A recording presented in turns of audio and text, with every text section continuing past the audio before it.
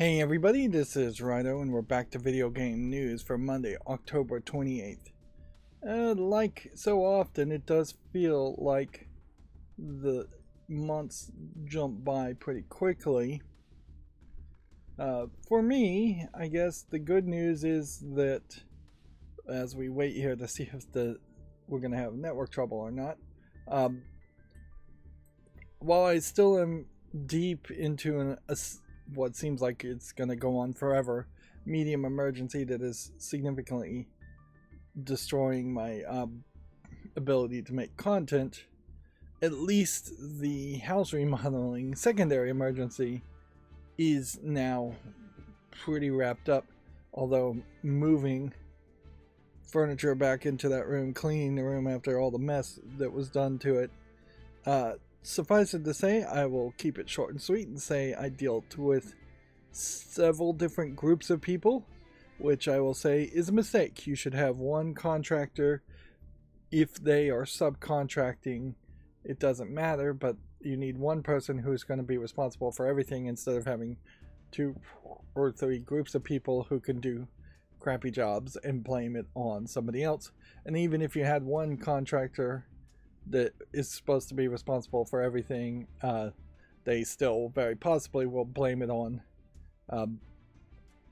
the last person that worked on the house, the person that built the house, any number of other excuses.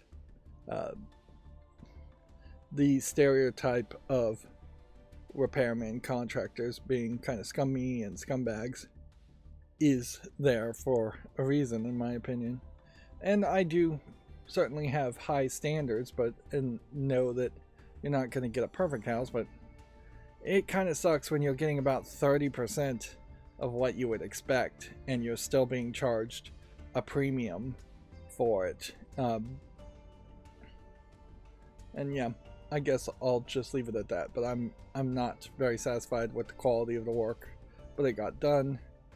It's really a case where my house in particular is too old to be doing anything to it. It has basically one more sale in it, at which point whoever buys the house at that point is going to either let it fall apart or demolish it to build a whole new house on the foundation, or even the foundation there probably needs to be improved. So I am noticing that we are dropping network packets once again, that I am just not getting anywhere close to the amount of data going through as I used to on YouTube. And so I'm gonna just try something. Like I don't think we can actually change any of this at the moment, but yeah, I'm getting like 2 megabits per second. It was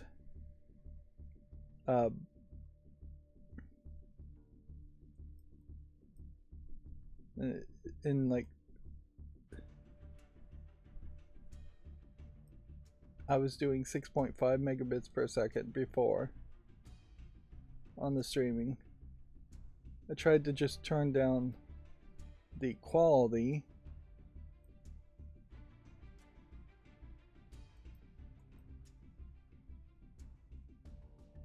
so let's see if we can just change things on the fly and see what that does. I don't know if you can even do that with YouTube. Inherently something changed. Either the settings changed and that really wasn't the quality that was going before, or YouTube or my internet service provider is just actively throttling the uploads speeds. But yeah, nothing seems to be fixing it. Let's see, even changing that really didn't even get the numbers lower. Getting it down to 3 megabits per second is still not going to be high enough. Like, I would have to go to a paltry 1.5 megabits per second to to even get it within the range of what seems like is getting pushed through. But yeah, it like jumps down to 500 kilobits per second. I'm sure this is all very interesting. But yeah.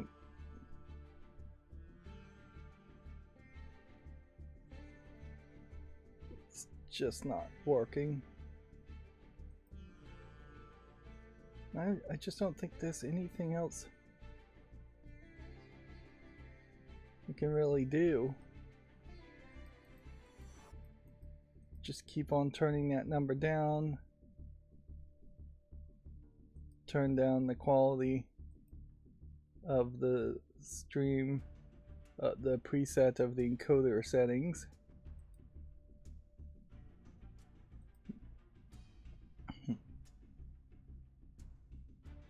So yeah, if I've changed anything at all, which I'm not sure I really have, that I've just like drastically reduced the amount of quality that is streaming, and it still just doesn't seem like it's working. Alright, so yeah, those are my two latest things. One of the things with the room remodels, I bought these smart curtains, and then I stupidly made several mistakes, I think, when modifying them to have smart motors in them instead of just that you buy roller shades that are just regular roller shades, and then you modify them with a motor to make them smart. But I turned the shades inside out, which the shades have a bit of stretch in them that they adjust for on the pole by putting stickers, and by turning the shades completely around, taking them off the pole, turning them around, and then putting back on the pole, I've undone that balancing that was automatically there.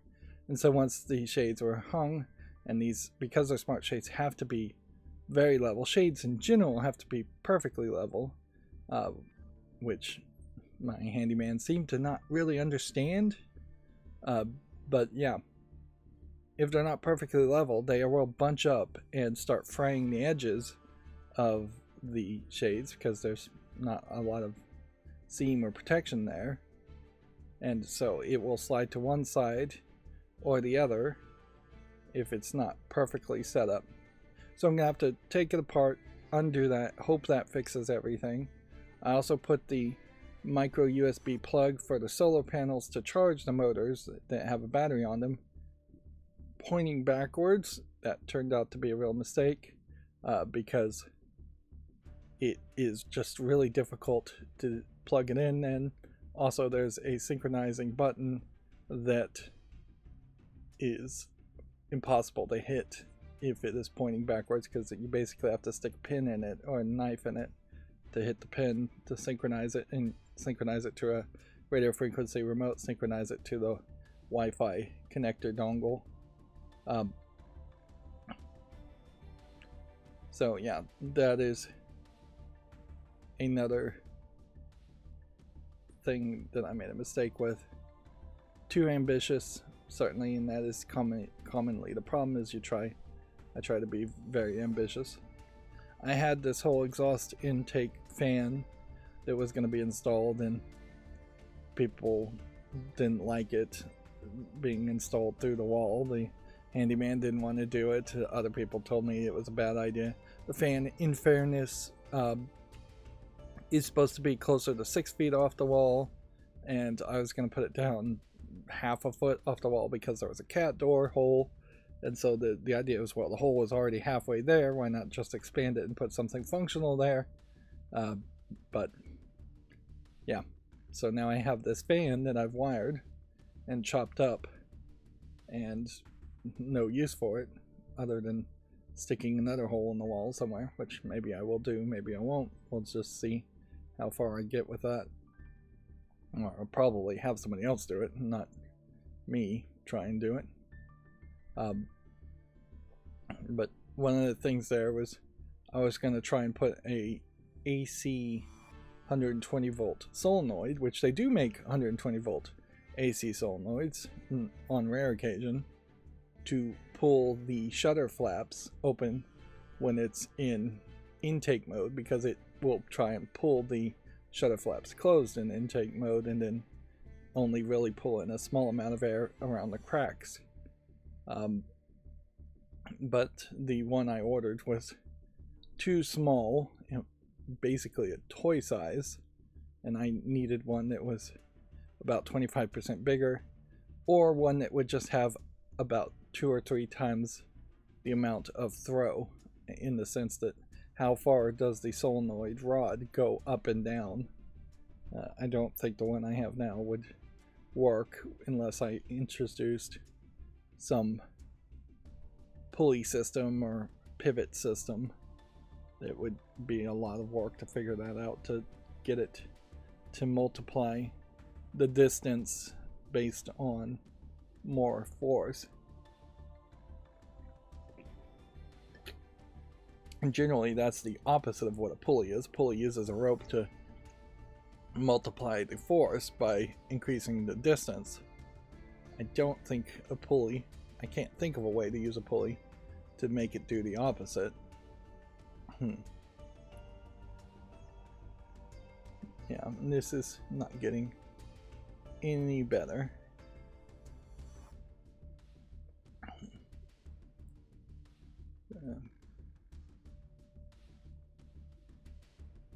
One of the things is it's on a variable bit rate, and maybe it should just be on a constant bit rate. I just want to constantly mess with this.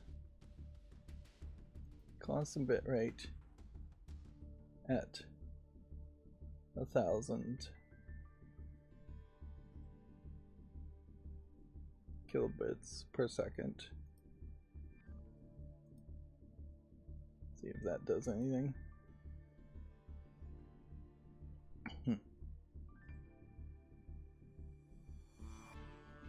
Nope, doesn't seem like it is. I am playing Torchlight 2, and I do feel like this is helping me get back into the process as we scroll down these 24-hour concurrent games here. Metaphor Refantasio is still kind of high, but not going to break into the top 10 at this rate. Playing Torchlight 2 on easy makes it a much easier experience. Arguably, maybe I should be playing something like Diablo 4, but I still just don't like the idea of the seasons resetting and a game that really just wants you to play it over and over again with different character classes. And that is a thing that I think all of these games, Torchlight 2 in particular, are missing, is that it would be nice if you could just change classes at any point, transfer your levels over to a different character class, and experiment there. It's basically to the point where the game should probably force you to do that. I'd also say the procedural generation of the level design in Torchlight 2 is pretty awful.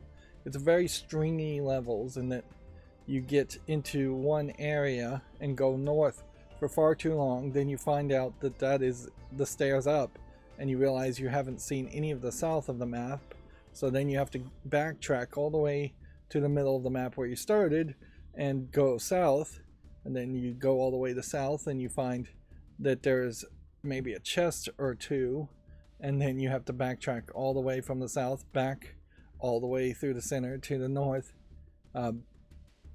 And it's just not, it's very obvious in the level design that it's not doing a great job of Lego blocking different sections together, even like Diablo 1 and Diablo 2 did. It is much more random and much more natural, and it just obviously has no artist's hand behind it to make it make sense. There's also some verticality there, so on the map it may look like the two areas are connected and you could just easily cross, but when you actually get there, one is several feet lower than the other and there's just no way up. even the automatic pathfinding in the game is unable to make sense of the procedurally generated level design. And I have no idea if the level, well, for really, I'm not 100% sure it actually is procedurally generated, but it definitely feels like that. But I also have no idea if it's procedurally generated at compiled time, in the sense that if I was to play the game a second time, would the level layout be exactly the same? Or I would assume it's procedurally generated each time you start a new character. It definitely would make the game severely less playable if the level layout and dungeon layout was the same every single time. But then you get into the problem of the Diablo-like games also, where the gameplay loop is just this kind of mindless loop, and that's what you're there for, just clicking a lot, clicking far too much. I kind of wish you'd be able to turn on an auto attack where you would just attack anybody slightly close to you, and the pets in Torchlight 2 attack that way, so obviously the code is there to do that. And so you could just click to go into this area and then auto attack enemies. Although there is a wide difference between boss characters in Torchlight 2 who you have to actually focus on and right click and left click on, and then the weaker minions even of the boss fights who just die in 2 or 3 hits, at least on easy mode. Easy mode probably being too easy. But then you go through that loop of mindlessly killing things, and you get gold and you get items, and for the most part all of the items can't be that unique or special because you're just not guaranteed to get them. I don't think in Torchlight 2 you get drops specifically from storyline boss characters that are really important, and so there's just a lot of vendor trash for those types of games. That's just part of the loop, and they don't really give you enough space, and they don't give you the ability to like teleport items you want to keep back to your home base. But in Torchlight you can give items to your pet and have them run to the city and sell items, which half alleviates that problem, but it's still not enough space. I would have liked to see Torchlight 2 have twice as much space and several newer features compared to Torchlight 1, instead of it feeling pretty much just more of the same of Torchlight 1. It probably has some small improvements, but I would also make the argument that Diablo 4 probably has very little improvements over Diablo 3, which I think probably had very little improvements over Diablo 2, and so I am much more interested in potentially playing Diablo 1 again and just going back for that throwback and nostalgic experience than I would be playing Diablo 4. And for a YouTube content creator, certainly I would love to go through all the Diablo games over the course of several years, assuming I can even maintain a YouTube channel over the course of several years at this rate. But yeah, there is an artificial high as far as the player base in Diablo, in that you kind of have to stick with the game in one season, otherwise your character is just going to disappear. And you can see that the peak on Diablo 4 on Steam in particular was only 55,000 players as far as the maximum peak.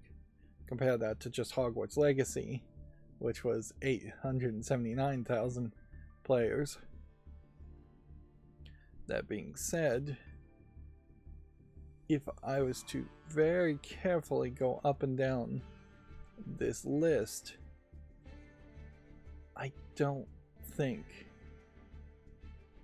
the other games that are less name recognizable are on this list, because there is another game that for a long time was beating out Diablo 3 in popularity, and may still even be beating out Diablo 4 in popularity for the people who know it, but it just didn't have that advertising push and name recognition, so it's not at the top of this list.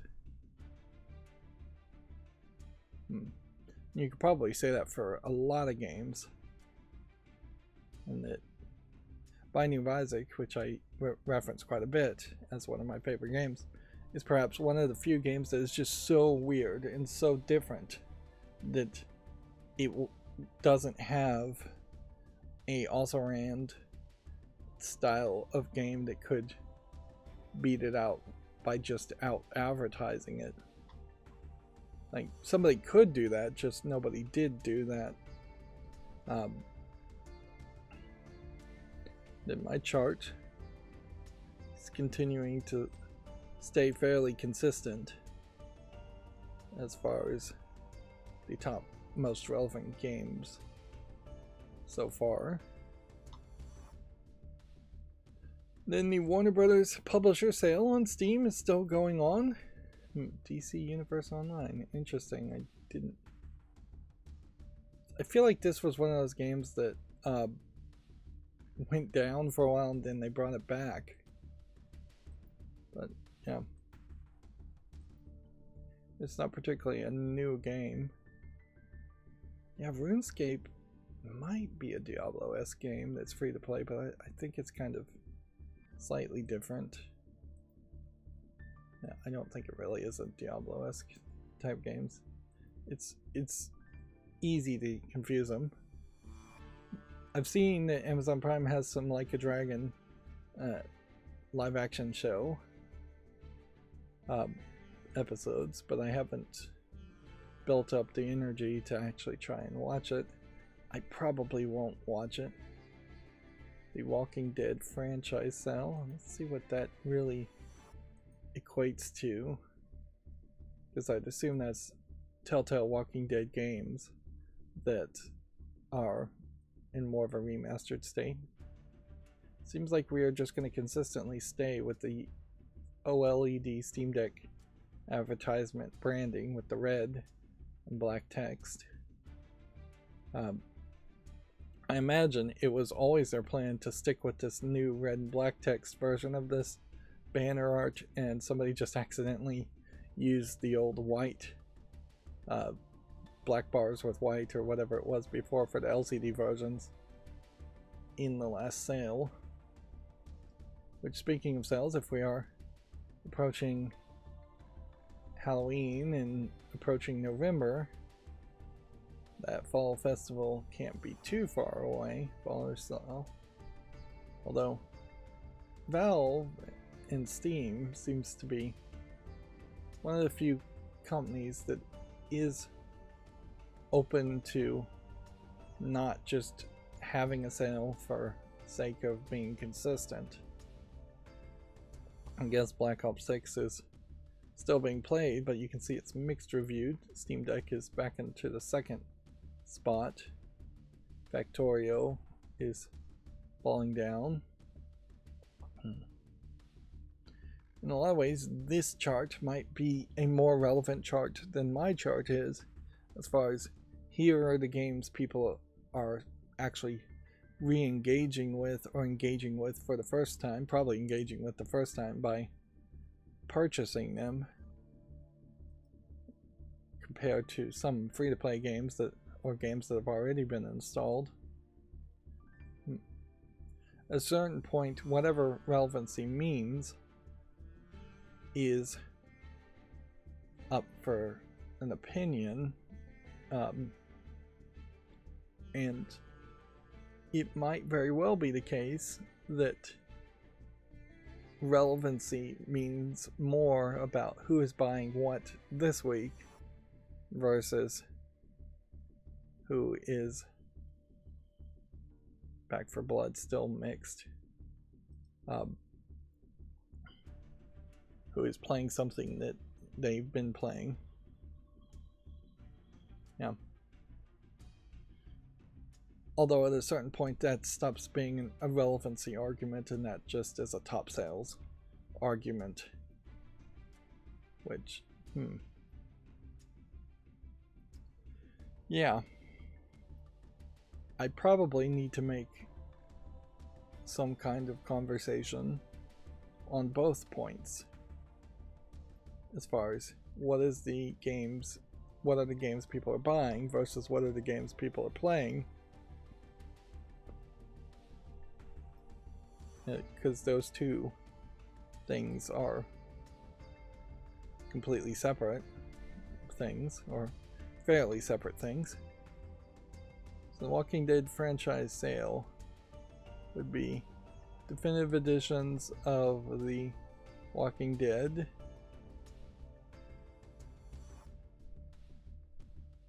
which is $12, and then the starter pack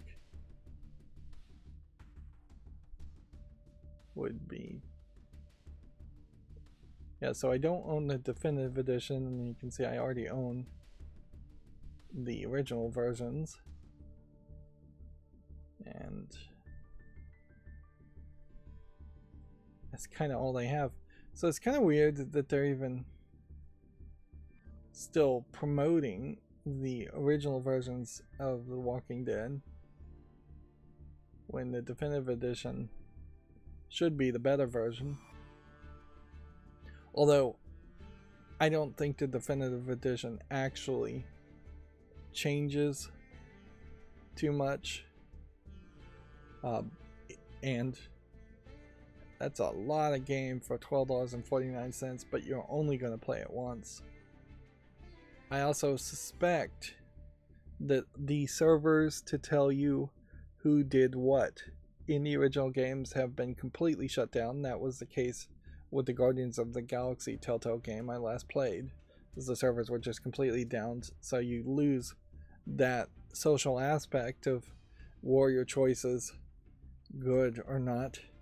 Telltale games, and The Walking Dead in particular, basically introduced this choices matter tag, which was a big thing for a while. Although if I was to click it now, I imagine very few games are going to be using that tag. Well, I bet a lot of people will be using the tag, but none of them are going to be ones that feel like that is as big of an emphasis.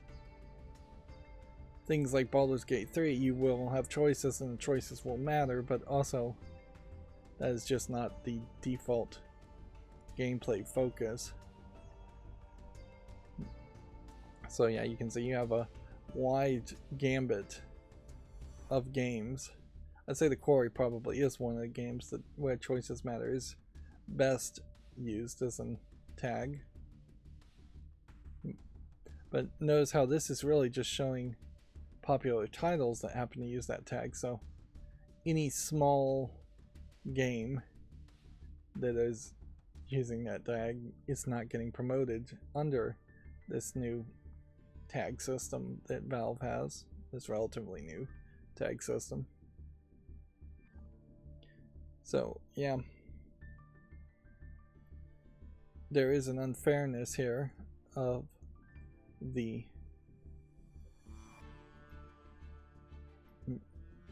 Vox Populi, the people, the general overwhelming number of people who play the bigger games dominating any tag, and any small or new game not getting anything from that. And you can see almost every new big game is going to have a ton of tags, and almost every game has a ton of tags. So as a consumer, if I want to look under the Choices Matter tag and see new games, I have no way of really doing that. Like, you would have to come all the way down here to all, which still has the majority of popular games here, and then you would have to click show more, and you would have to just continuously scroll down. And I suspect it would be a case where I would have to scroll down quite a bit before I saw anything that seemed like a slightly new game or a slightly independent game. Yeah. And so you can see how this is.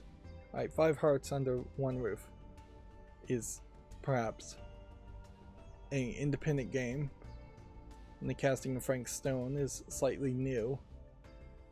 But yeah, you have to go through several tags. I have this game, I guess. Nope. This is a different Marvel's Guardians of the Galaxy. It's not the Telltale one. It's just not a good way to scroll. I guess New Tales from the Borderlands got removed from my wish list even by just being completely negative. It's mostly negative now.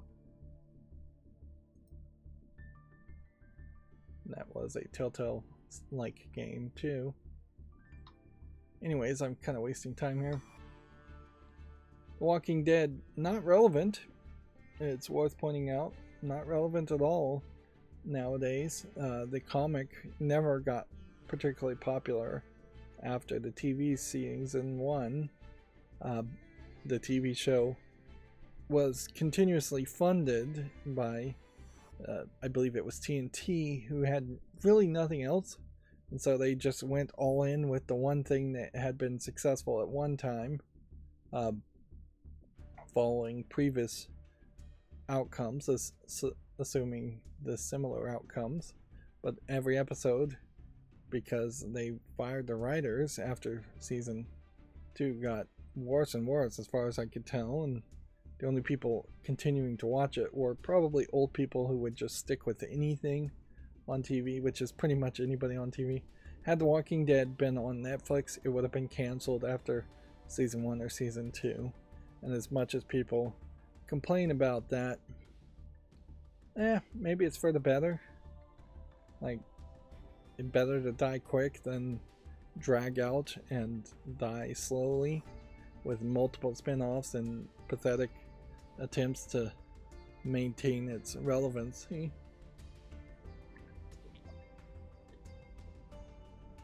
Because the argument would be that if TNT had a finite amount of budget, which it probably did, by doubling down, tripling down with Talking Dead,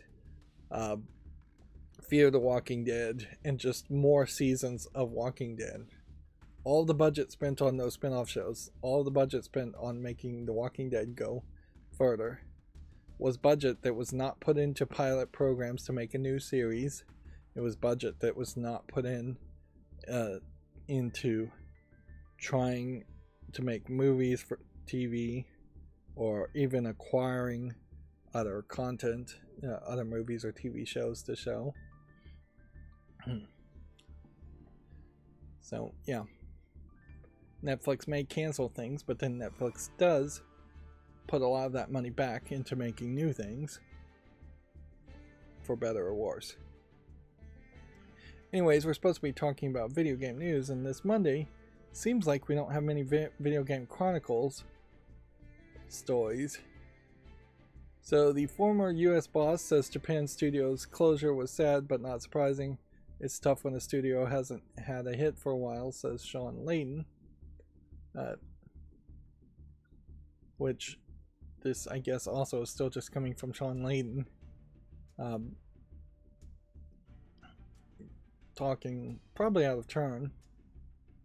See, and this is one of the few things where I feel like silence clauses, I don't know if that's a real thing, but that probably should be a thing, or non-disclosure clauses should just be implemented, while non-disclosures usually make no sense whatsoever on an associate level.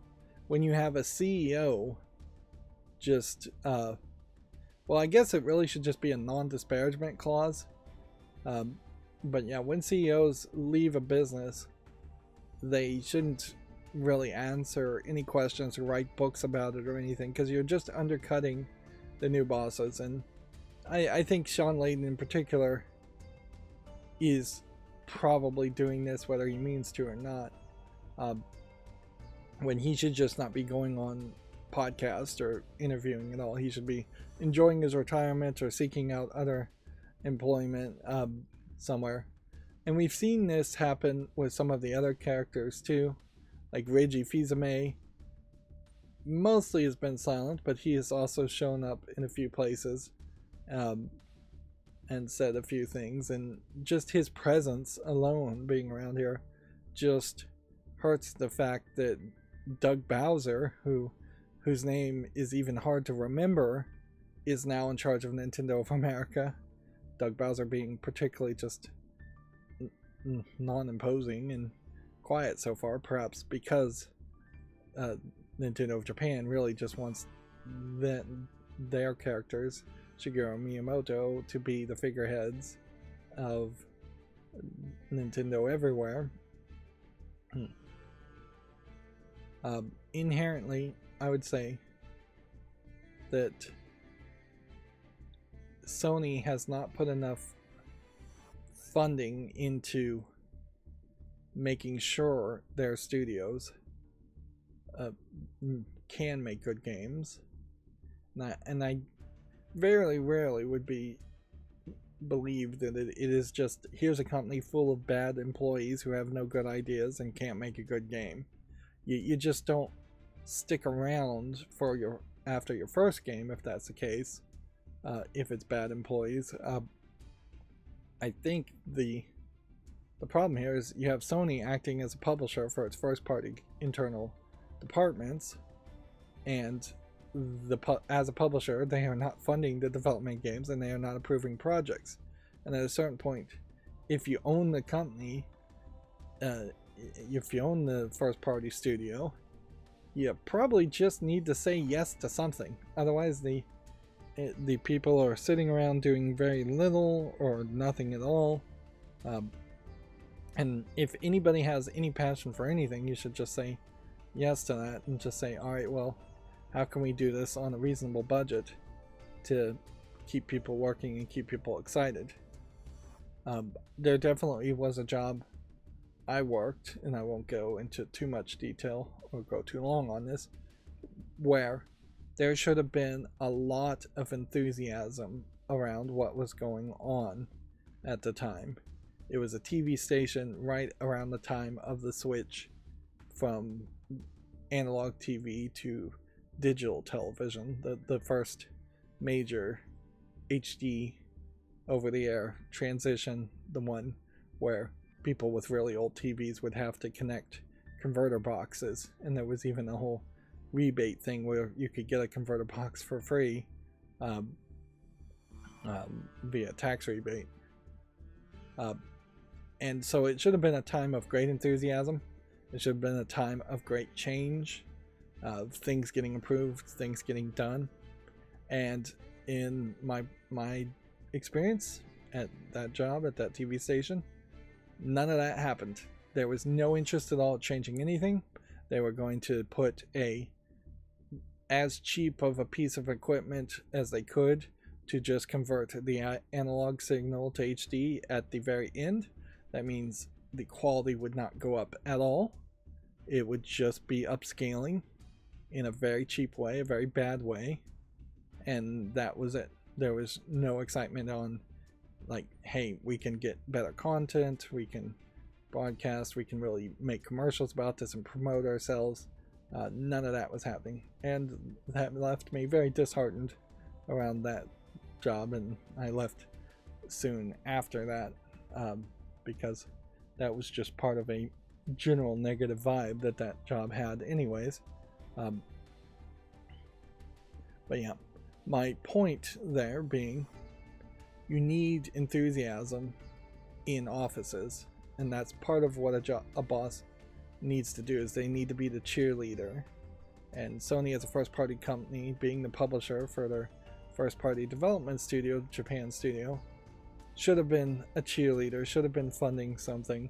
Of course, in Japan, they often like to just let people flail and fail, so that in the hopes that they will quit because of the union rules and just Japanese pride of not wanting to admit that they actually fire people, even though they force people to quit like crazy. So this statement from the former PlayStation US boss, which I think really he was Sean, unless I'm thinking of a different person, he was the CEO of Sony Interactive Entertainment at some point. No. Says he was CEO of Sony Interactive Entertainment America and chairman of the Worldwide Studios. So this isn't even, I think, the most recent boss. I think this may be a boss or a lower level boss. Before the current two bosses that ran Sony Interactive Entertainment, there was a Western guy in charge. But now that we have two bosses and that they're Japanese based, nothing seems to really have happened at all. I won't even say things don't seem like they've changed. It just seems like nothing's happened. The censorship issue hasn't all of a sudden changed as far as games not being censored, or games that were censored previously being uncensored, which was a big issue. More games haven't been released, which is a much bigger issue, and certainly no kind of direction has been announced. So it feels like internally PlayStation is failing, and a lot of that may be that it doesn't have a lot of competition with the Xbox. A lot of that may be that they just don't feel like they need to do anything. But it's unimpressive. This whole year has been unimpressive as far as game releases. But it's particularly unimpressive when you have two new people in charge of PlayStation. It's crazy that it's two people in the first place, but and then they've just not said or done anything that I can even remember in the months that they've been assigned.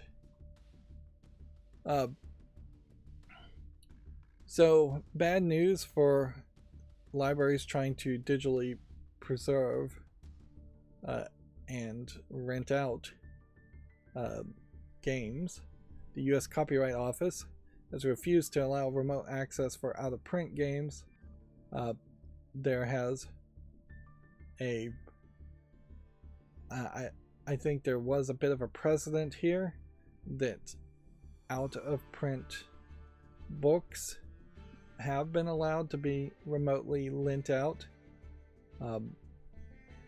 and even that is a fairly complicated system, I think, that libraries have been doing, in that they were only allowed to digitally rent out a book in kind of an ebook format for a 1-to-1 ratio of every physical book that they supposedly had.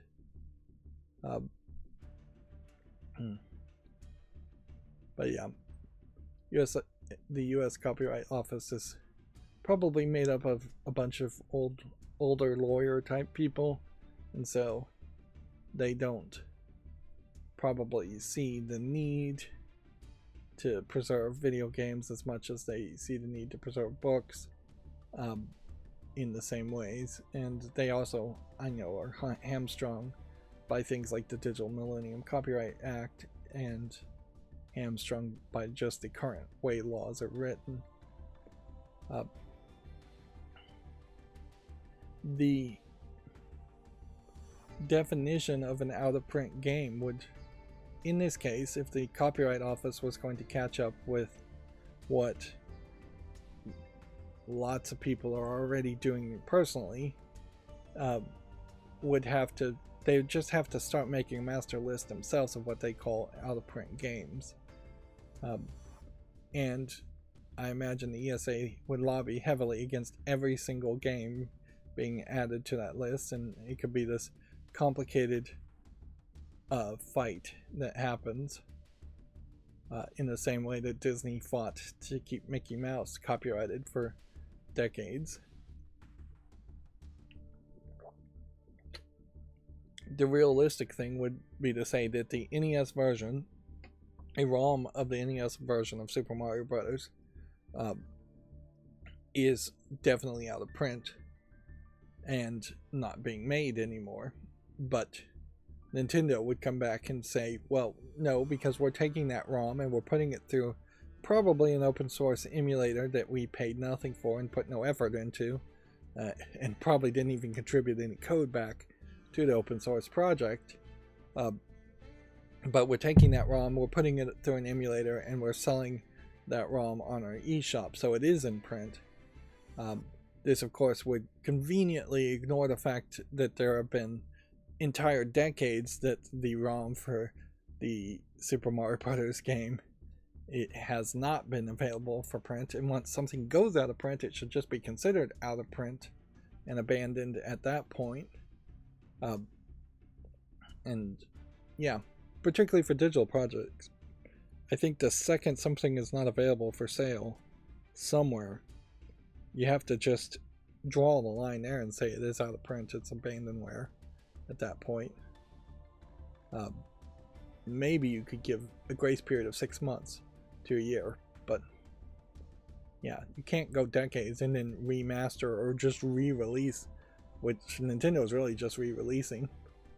The Video Game History Foundation was fighting for this and ESA lobbying, which it is a good argument to say ESA's lobbying, being a lobbying group, at this point, probably spending a lot more money lobbying against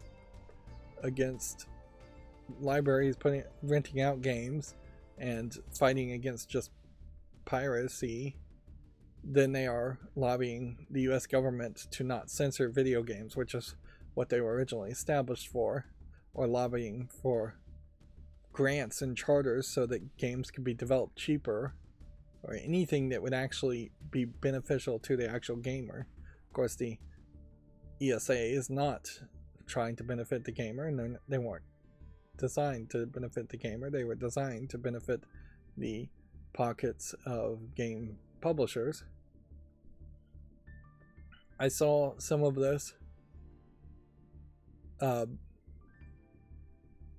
The big part of this is the DMCA, and there's just nobody talking about revising or updating the DMCA or getting rid of the DMCA.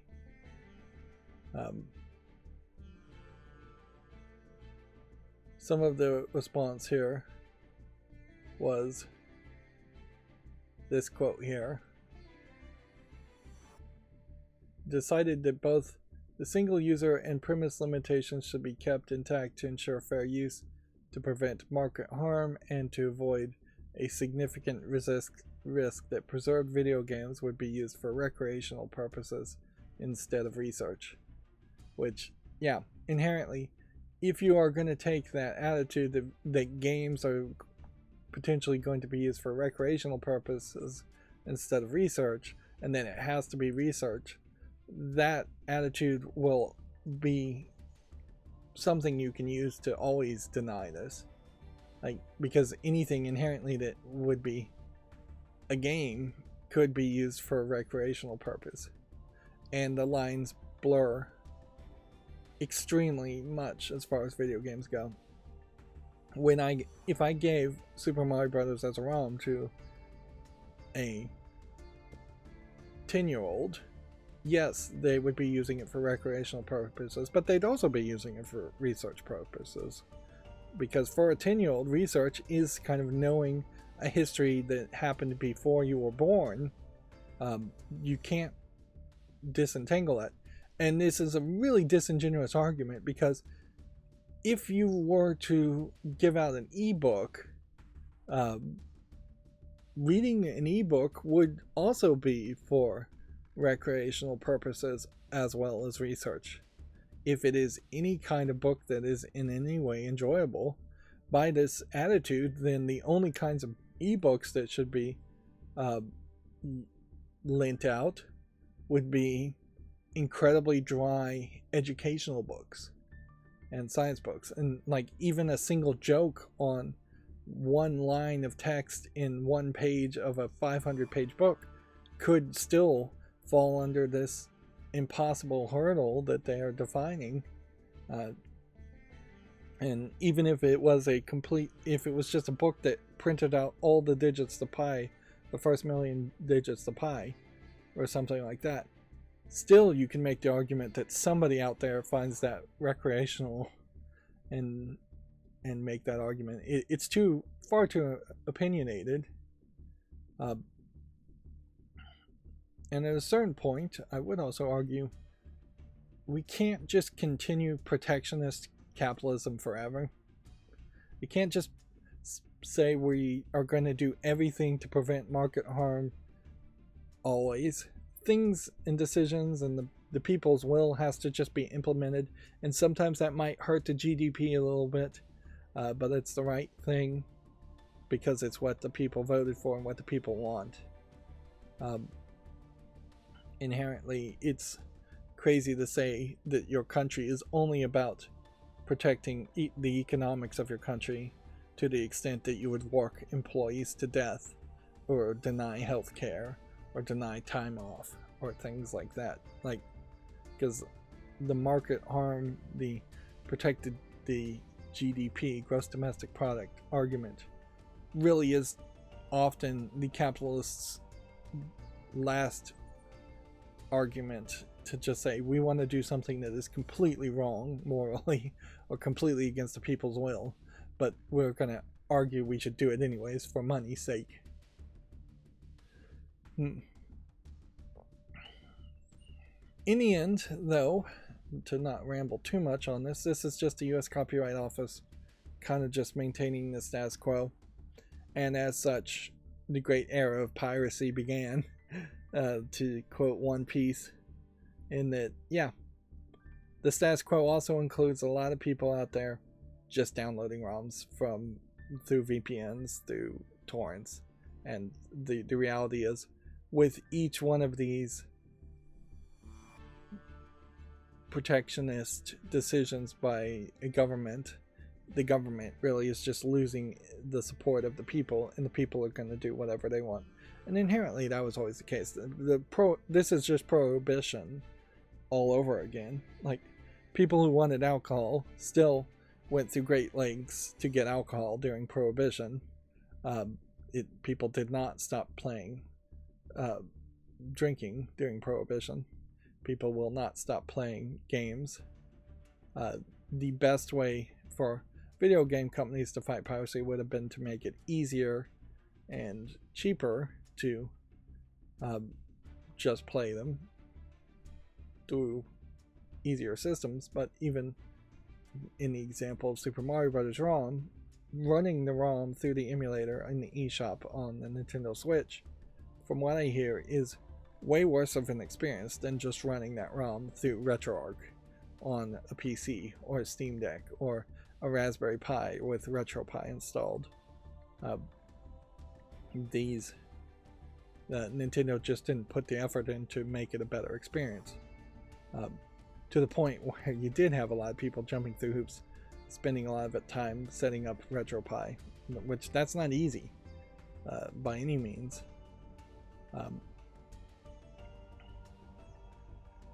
There is also, I suppose, an argument to make that for NES games and Famicom games, those games are widely available in China on devices like crazy, so the copyright has failed to be protected worldwide by far.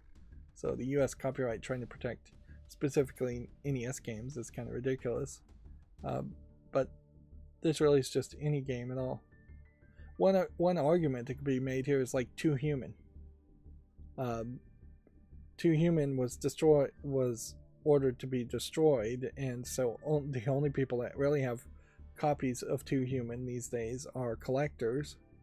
So if collectors gave Too Human, a game that legally cannot be sold, that was ordered to be destroyed, I believe by a US judge, maybe it was a Canadian judge, either way,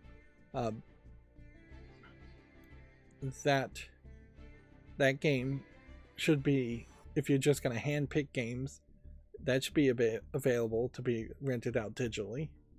Like, there's just no way otherwise you would ever get it, so there's no market harm at all in that case.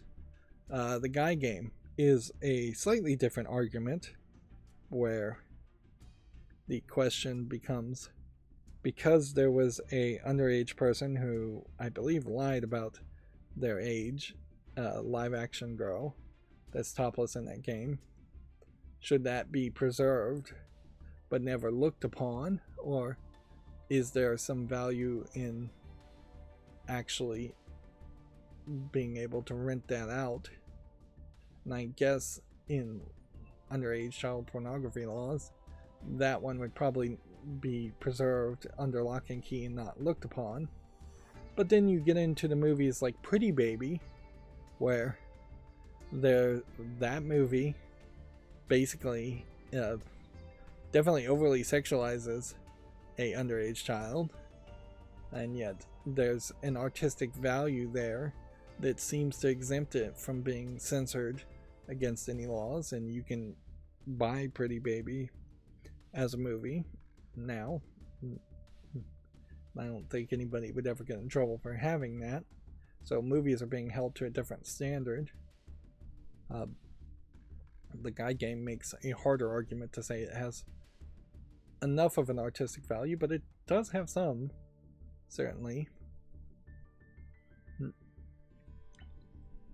So yeah, I could see censorship laws being a problem, but Too Human is a much better argument to make, that there's no market harm there at all. That game can't be sold. There's several games like that. Neat. Moving on, Nintendo details Animal Crossing Pocket Camp complete. This is a paid version of the mobile game. Free-to-play version is ending in November, so effectively they're getting rid of a microtransaction free-to-play concept, which I guess was probably not making them much money. Probably because this is more of a game targeted to people not used to buying microtransactions, or younger people. And so now it's just a flat fee, which I kind of would like to see mobile games just starting to have a flat fee, because then the desire would be that the quality would go up more at that point. And so introductory $9.99 going up to $19.99, which is way too much. Even $10 is asking quite a bit for a mobile game. But yeah, I would like to see the standards of games go up. Speaking of mobile games, I can no longer report that I am playing Tinka Fuma as far as an adult mobile game. Something glitched in the data. For several days I could not load into it, and it was uniquely a thing, as far as I could tell, just to my mobile phone. So I wiped the data on Android, and when I wiped the data, I lost all my progress. I had never bothered to log in to an account on it to back up, do any kind of cloud backup. And yeah, I just didn't really want to put an email into Aeroslab and make an account there. That just seemed like, in these days, there's a tiny danger that having an email associated with an adult mobile game store might come back and bite you in the butt one way or the other. There are states in the United States already that are restricting and porn sites, or trying to demand that you verify your age and identity, so you could potentially be tracked or hacked for going to porn sites. And yeah, it's probably only going to get worse and worse. Who knows? The US election is still a week away. We'll see what happens then, and maybe then I could rest easy not saying any political news for 4 years, hopefully. Or very little of it. But yeah, so Tinka Fuma as a game, just as a final thought, if you want to play an adult game, it's not a terrible one. It's at its 3-year anniversary. It's pretty deep. You'd have a little bit of catching up to do over the course of a year or two. It's very possible, because it's 3 years old, that it won't last another year or two. But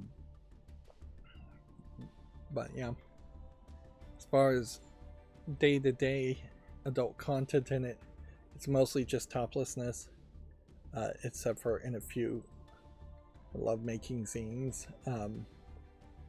which can be bottomless if you uncensor it. But yeah, I would say it is definitely hardcore, and a decent game on top of that. So that brings me back down to just playing the non-adult game Memento Mori and working on stopping playing the Card Captor Sakura game, which I'm taking large amounts of breaks in between playing the Card Captor Sakura game. I'll play it one day and then won't get back to it for several days. So inherently, by playing one fewer mobile game, I also am opening up potentially more time for me to get back to playing games that I can actually make content on, which there's an advantage there certainly too, in that if I get back to making content, then I just need to finally force myself to start scheduling content. And at this point I need to force myself anyways. January 1st is clearly the target in which I should just start to have some pre-recorded footage start airing again. And yeah, I just need to find enough time to start doing that and find the motivation to do that. Moving on, NVIDIA has overtaken Apple as the world's most valuable company. Supplying computer parts for AI development has fueled NVIDIA's surge. I think we probably are 5 to 10 years away from an argument being made to split up NVIDIA. It is too much power in one company's hand, and the US government in particular needs to realize that they've let far too many companies become far too big and far too influential on politics already. And you could easily draw a dividing line between NVIDIA in that you could have its chip manufacturing plants be one company and its video card division be a different company and its AI division be a different company. And so you could split it into 3 different companies pretty easily.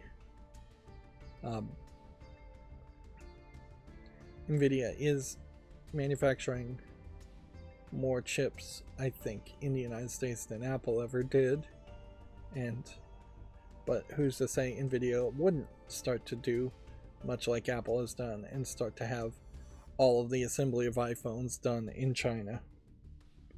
There is a very good argument too that just a protectionist, isolationist mentality forcing Apple to make iPhones in the United States would have made iPhones way more expensive, but also would have made more jobs in the United States of a higher caliber.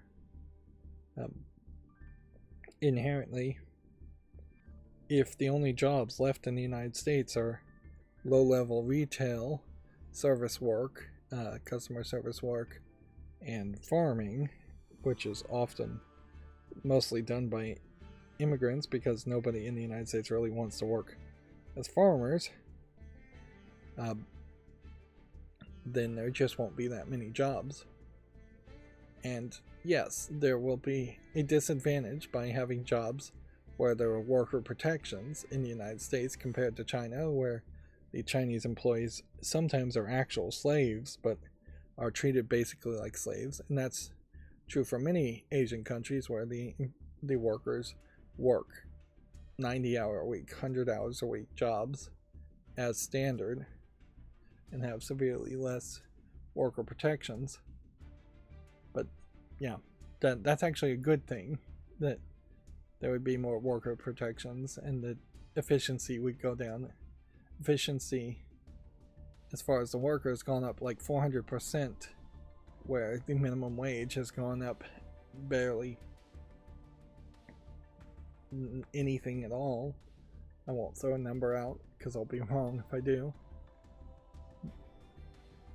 On a bigger level, if a single company is over $1 trillion, the United States government, and any government, in my opinion, should start taking 100% of your gross income over a single trillion. That there should just be a maximum cap of valuation, and this is usually by shareholder price, but the shareholder price itself would drop if there was just a maximum tax overall. It's ridiculous for a company to be over 1 trillion. It's ridiculous for any individual to be over $1 billion in the United States. You're not talking filthy rich at these numbers. You're talking 100% what you're doing is immoral. There's no way you get that much money without exploiting somebody, at the very least, rich. And the US government could come in, tax it at 100% for every dollar over $1 trillion, put that money into so many better programs that would work so much better overall. You could fund every single school lunch program in the United States, I'm sure, with $2.47 trillion. Yeah, I'm pretty sure you could do that easily, year-round school lunches, and probably school breakfasts, and probably school dinners. And you could do it at a high quality where the food is actually good too and healthy. Meanwhile, video cards aren't even really NVIDIA's concern as much these days. And while my video card might do with a boost, it's certainly not the reason why I would build a new computer right now. The reason I'd build a new computer right now is more about just installing SteamOS if it ever gets released to be able to be installed on just a regular PC, or Bazzite instead as a SteamOS-like device, or maybe you install just a Linux, a version of Ubuntu or Debian with KDE. I would suggest KDE at this point because SteamOS is using KDE, and eventually you would just want to transition to SteamOS back. It's kind of not the best time to build a new computer. And building a new computer just to install a new operating system, just to have my main computer work, is fairly wasteful, but it wouldn't be impossible for me to really do that. It's kind of better to build a new computer while your current one is working, but the main pressure here is not new CPUs, because none of the new CPUs right now are particularly that good. Not new GPUs, because none of the new GPUs are particularly that powerful. What I would still be using a new GPU these days for wouldn't be to try to get any higher resolution. It would just be to do 1080p at a higher frame rate, more consistent frame rate, and to encode and decode like YouTube Shorts faster, which YouTube Shorts would actually be at a higher resolution. But the encoding and decoding may not even speed up at any amount if I got a newer video card. Mostly I would like things that are just stable.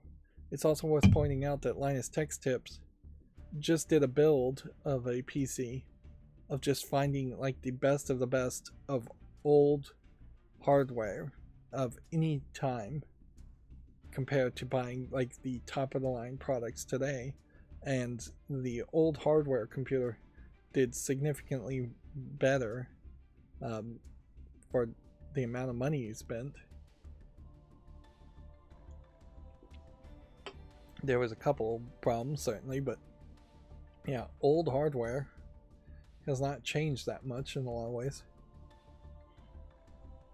The NVMe SSDs, the top of the line ones that have not come out yet, maybe would increase your hard drive speed, but otherwise you're still buying the same 970, 980, 990 Pro from Samsung that you would have bought 3 or 4 years ago for hard drive speed. Moving on, Starfield 2, which I guess means there is a Starfield 2 in development. I really wasn't 100% believing that there would be one. It's going to be one hell of a game, according to an ex-Bethesda designer. The ex-designers compared the first game's mixed response to Assassin's Creed, which, if you're going to make that comparison, then I guess the assumption is Starfield 2 is just going to be a completely different game with loose connection to the first game. And I would say the comparison is probably not 100% similar in that I actually like Assassin's Creed 1 more than I like Assassin's Creed 2. There might be some quality of life improvements in Assassin's Creed 2, and the character might be a little bit more interesting in Assassin's Creed 2, but the actual story and experience overall of Assassin's Creed 1 I find preferable than Assassin's Creed 2. Now, inherently, I think the spin-offs of Assassin's Creed 2 kind of made it evolve more, although in kind of some bad ways also. And as you go further down the list of even the good Assassin's Creed games, it does just keep on changing and evolving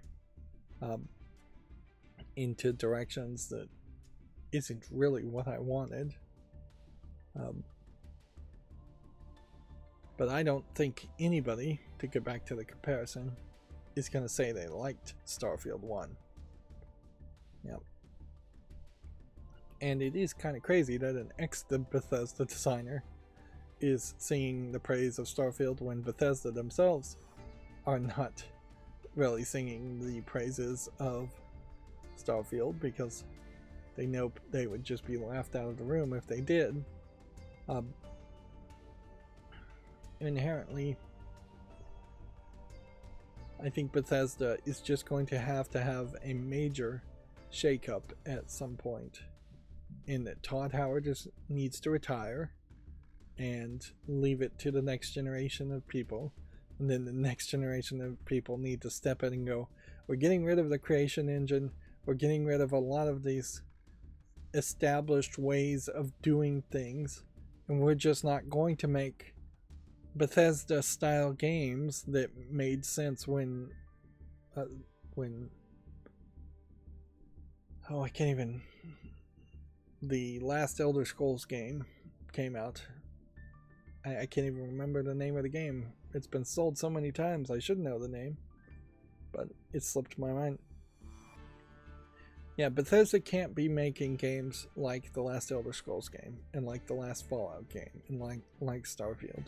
Those are all games that are based on RPG mechanics that have not evolved in decades, and it's just doing more of what was acceptable decades ago is not acceptable in video games. It's something you could do in other forms of art where things don't evolve. You could tell almost the exact same kind of novel story. Stephen King can write a novel today exactly like he wrote a novel decades ago, and that'll sell. You cannot make a video game today in the same way that you would have made a video game decades ago and it sell. And Bethesda has just been sitting on a mountain of cash, being able to live that life for far too long. And I think you are going to have to get Todd Howard's vision out of there to move things forward. And you're just going to have to restructure everything, because clearly the structure is to make systems, not narrative. And you need somebody in there that's just going to bang the drum every day saying narrative first. We need games to feel good. We need characters that feel good, that people care about. We need writing that feels good. We need events and story that feels good. Nobody cares if you can collect 100 cans and put them into your ship in Starfield. You can do that in Starfield, and it just doesn't matter. What people are upset about Starfield, as far as its low quality, is that none of the characters are interesting, none of the plot is interesting, nothing happens. It is a bland game. Yep. And I guess that is why nobody who is still working at Bethesda is talking about Starfield, because it just set me off on a rant of just how terrible it is. And I haven't even played the game, and I already have fairly strong opinions about how bad it is. And that is a bad position to have your game in. I still haven't updated to get rid of the podcast announcements on gamedeveloper.com. I'll work on that at some point. And then this is older news, so it does look like we really did go through all of the new news. Today was also the first day where my macro actually finished itself, so I was finally able to tweak it. And it does seem like by significantly lowering the bitrate on the streaming here, I have slightly improved the situation. So now instead of dropping like 56% of frames, I'm dropping 46% of frames, which that seems to be insane that that's the case. Let's see. So 27 minutes ago, Epic says it's simplifying the Fortnite pass progression system. An hour ago, Black Ops 6 update released and known issues were detailed. And then 4 hours ago would have been when my macro started. So we got all of the news. It's just very little news has happened over the weekend. No surprise there. So yeah, and I really have nothing to say about Black Ops 6 update released with known issues being detailed. Check out this article, I guess, if you're interested, from Video Games Chronicle. And then Epic is simplifying its Fortnite pass progression system. All passes will progress with XP as festival points, battle stars, and studs are now being axed. Yeah, that is crazy to have that many different currencies in something like Fortnite. Alright, and then that's going to bring us to the Gematsu articles. Venus Vacation Prism Dead or Alive Extreme has added Honka, and I guess we will watch the trailer for Honka and see if she is going to be the 5th girl, I believe, that just has giant butt and giant breast. It seems like that is going to be the case, although maybe there is slightly different style here. Yeah, it definitely is insane that they seem to have like an artist here. Oh, and it seems like they added a whole nother girl that I didn't even see. So these three are particularly side on, so you can definitely see the butt more. This one, slightly smaller butt. This one seems to be slightly smaller butt, but the busts are still way too big. Yeah. And I will have to just continuously lean on my theory here that either you have an artist here that has a very specific fetish in that they want one body type and one body model, and then they're just palette swapping different heads, different hair colors, or the more conspiracy thought would be that they have been given a mandate to make all of the characters look particularly developed, I guess, post-pubescent developed, in a effort to not get censored or be accused of depicting underage characters, which the final part on that thought would potentially get undercut if all of a sudden the ages start getting mentioned in the game, and like it starts saying, oh, this is a 16-year-old, this is an 18-year-old, this is a 15-year-old. This character almost certainly will be older, but you could say she was 25 and still make her fairly young.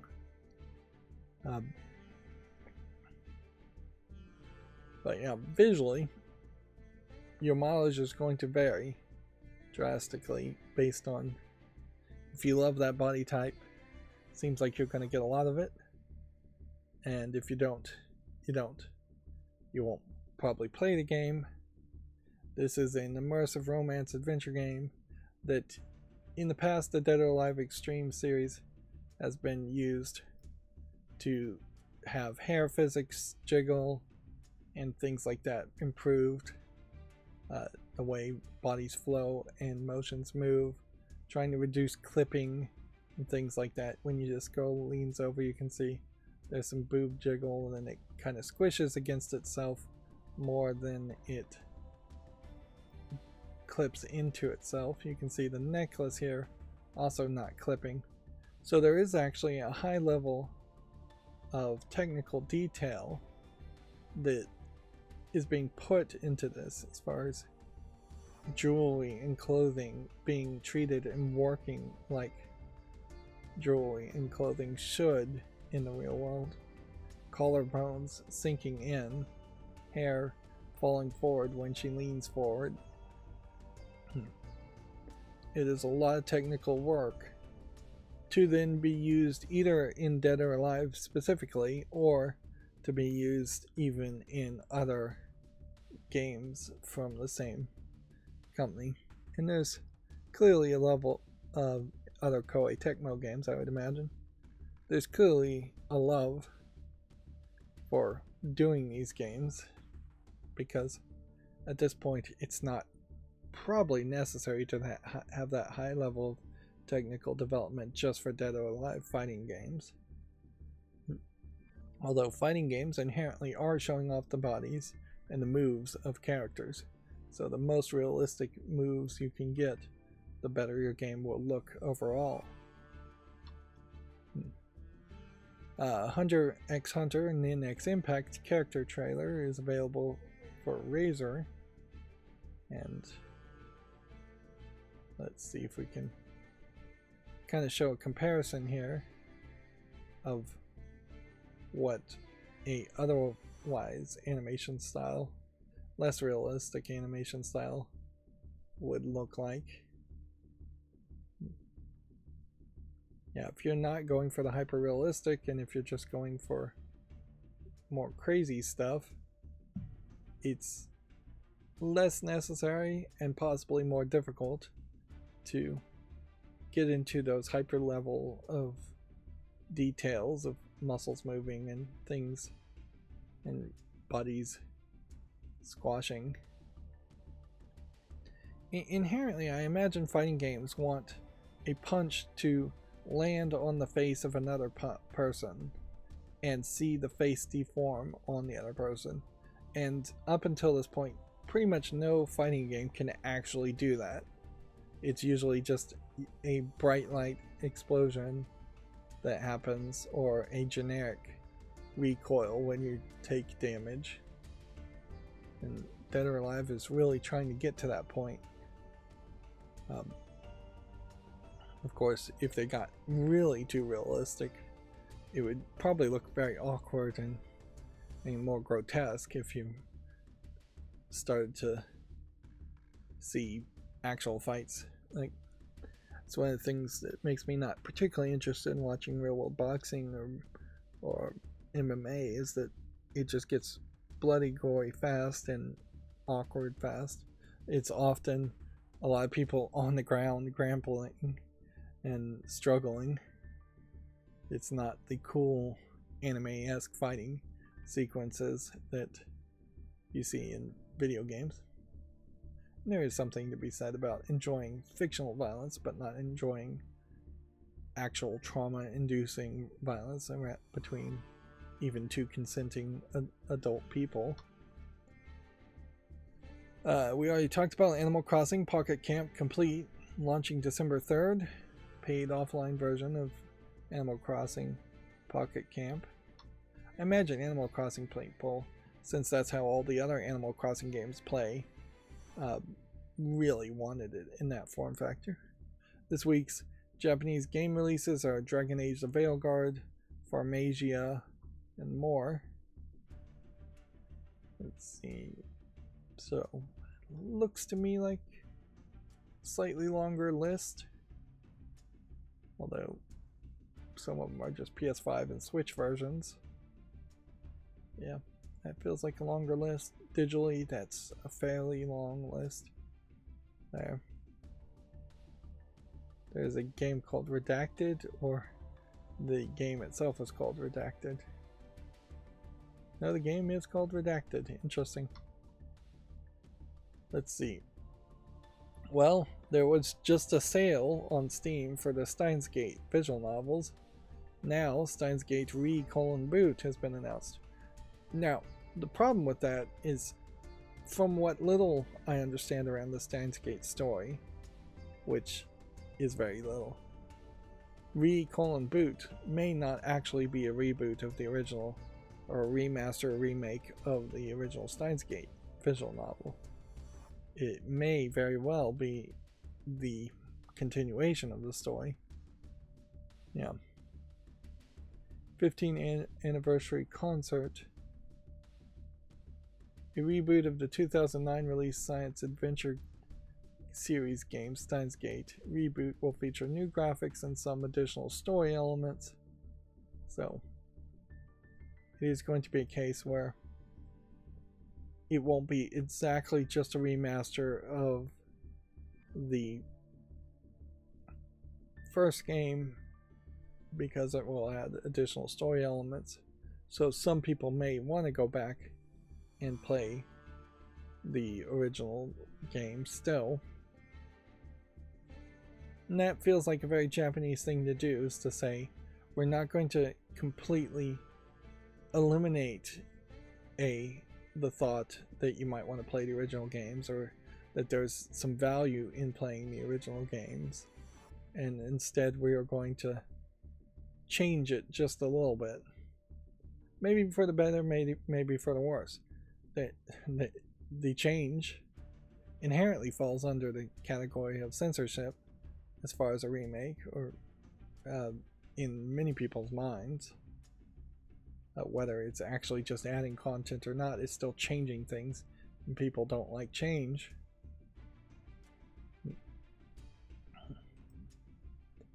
And yeah, since it's a visual novel, just new art really isn't going to be too much different from old art. Might be slightly better resolution, but if it's the same artist, maybe they're slightly better at animating things these days. I suspect this will be eaten up, although it may not also be released worldwide for a very long time. There may not be a English translation to it, and I don't think they're doing full animation. I don't think they're doing full voice acting, which still makes most visual novels, even one of the best received visual novels, very difficult as far as a sales pitch to Westerners. The mentality to appreciate and enjoy visual novels is just something that has not been sold to people. There'd have to be like a whole generation of kids in the West, and I don't know how they'd engage with visual novels when they're not engaging with manga. Manga has failed to really be prevalent enough. There is probably an alternate universe, which is apt to use that argument, where comic books got replaced with visual novels at their heyday, and so visual novels would just have been super popular for several decades. No, I mean comic books would have been replaced by manga, and manga would have been popular for several decades.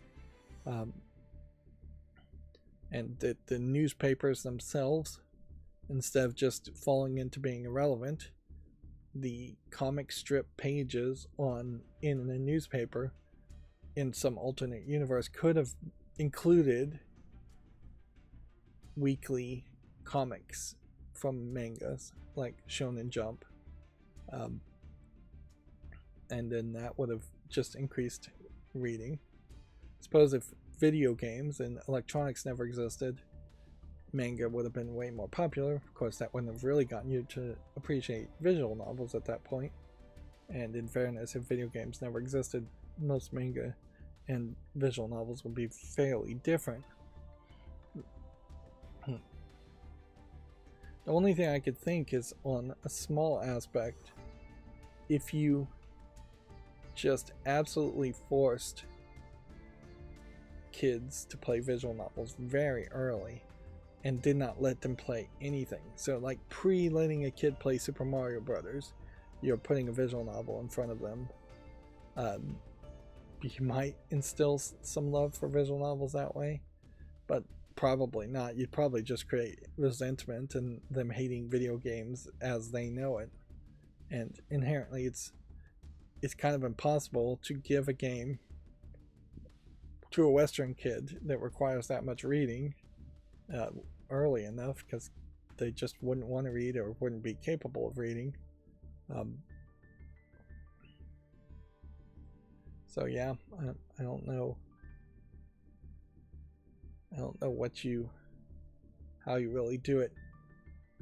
Best case scenario, I imagine, is maybe you'd have a kid at about age 12 and you'd say you have to play one visual novel for every other kind of game. Like, just have a quota of visual novel games that they have to play before they can play any action games. And that would be weird, certainly. It'd be hard to pick out the visual novels that would be acceptable, really, because a lot of them would be like romance things and may have nudity in them. And that might be too permissive for Western parents. Certainly, probably is, just on the age ratings alone.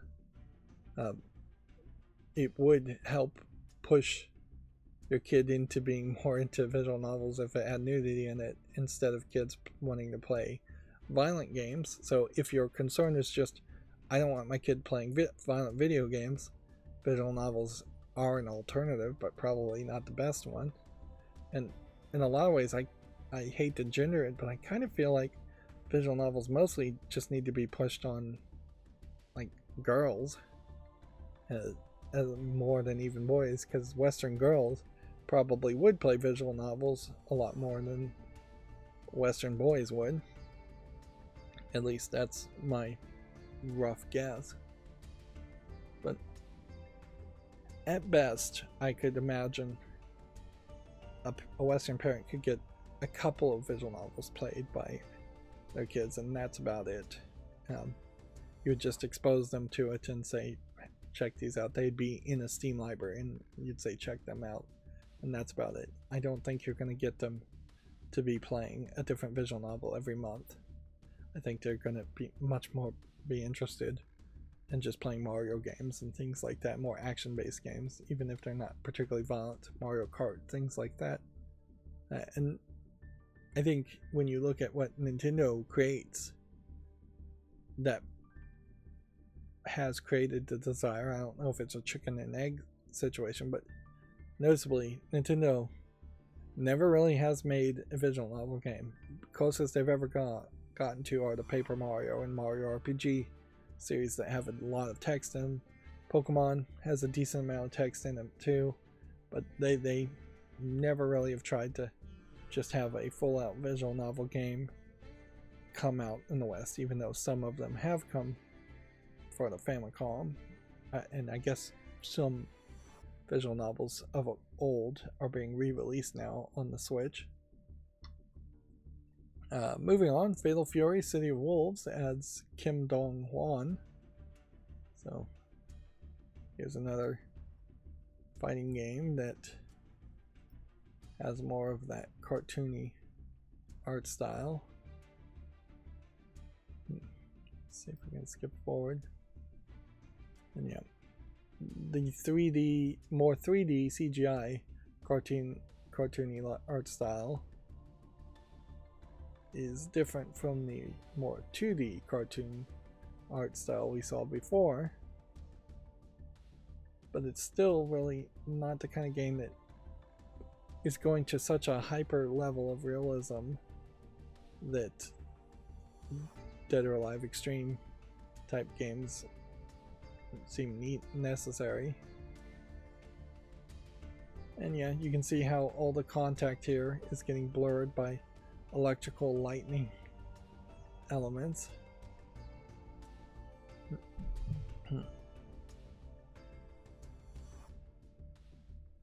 it is kind of amazing that pretty much every fighting game worth mention does something a little bit different to make it stand out differently. The Otome, that's Young Maiden visual novel, La Storia della Arcania Famiglia Renato, has been announced for Switch and PC. It is the ported version of the 2015 PS Vita release game. We are still getting Vita games getting ported. And I would imagine the Vita in particular, the Vita in particular was definitely a major pusher of more visual novel style games too in Japan. The Vita never really caught on or was given enough time to catch on in the West. But yeah, that is, I think, a big part of the difference there too. Although, and I just don't see how that would happen these days.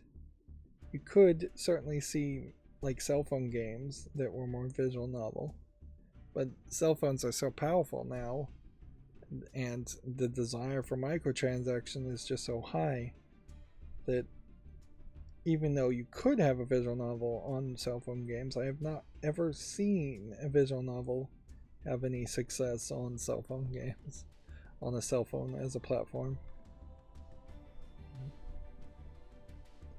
Yeah. I don't know anything about this specific game though, so we'll have to leave it at that. This was a shocking bit of news when I saw it. I thought this was like a late April Fool's Day joke or some kind of glitch, or just I was looking at some kind of old bit of news. But Killer 7 for PC, just without any announcement, put a major update out. It's taking remastered videos from the GameCube version and some graphics improvements, and it increases makes it easier to quick switch between the different characters. So there's just a casual, there's a quality of life improvements. All the videos now use WebM instead of OGV as a video version. All the remastered videos are based on the original GameCube videos. So I imagine this is just procedurally generated. 60 frames per second now for some reload animations. MSAA support using the config tool. Frame limiter support. Upscaled more of the fonts. Upscaled more textures. And they've added BC7 texture support. I'm not sure what that is. And then they enabled dots per inch awareness to allow proper 4K resolutions. It says please disable any DPI overrides. Quick character selects. I don't know who Kess Bloody Sunday is as a character, but her cutscenes are now skippable. I would imagine she's probably one of the bosses you fight in that game, because it basically is just a boss rush game on rails. It's a weird game that I played less than a year ago, really, for the first time. I imagine she plays cutscenes in the middle of her fight.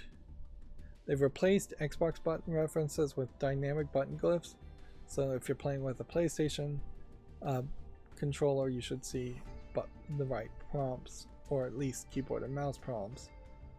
They've removed references to the memory card, so they've already just changed quite a bit, and I would suspect that's because they were anticipating releasing this on the PlayStation 4 or PlayStation 5. Maybe that's going to happen, maybe that fell through. But it also creates this weird situation where I still can't really recommend playing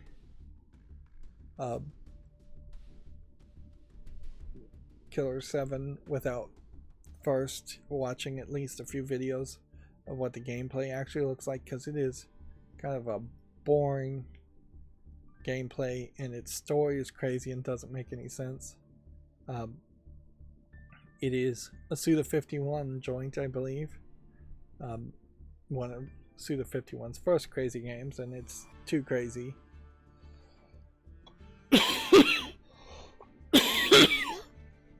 Excuse me. And yeah, I definitely feel like it's a case where the Killer 7 came out for the PS2, I believe, at the right time to catch people's attention, but it's not enough of a thing. It's not a reinvention of how games can play. It's just a weird on-rail shooter game where you're just moving the mouse around, shooting, trying to find the right targets to shoot on. It would have been great as an arcade light gun game, but it just doesn't have relevancy as a modern game. Its story is insane.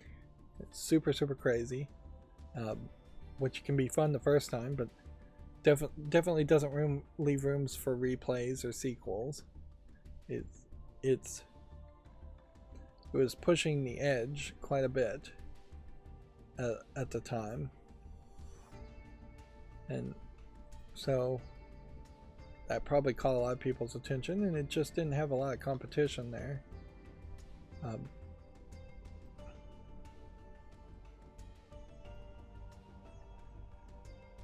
Recent reviews here are mostly negative, and that's what I wanted to check out, is what would this game, it was a rated M for mature game, or it is an M for mature game now, and that on the PlayStation 2 I imagine had a major part of its sales pitch too, is just, you know, teenagers getting their hands on these games. But it's really only bloody, it's not really that explicit otherwise. It's definitely trying to ape things like Quentin Tarantino type movies, just having the F word said far too much. It's not even a particularly good trailer for depicting. See, so like this video here, I don't think is even a new comparison to the new graphics. I think this is the old remaster between the GameCube and the PC version. And I was I saying it was a PS2 game? Clearly it was a GameCube game, and so this would have also been the only game, or one of the few M for mature games. That enemy you fight very early in the game and has a specific weak spot that if you don't find it will give you, you'll never be able to go forward in the battle.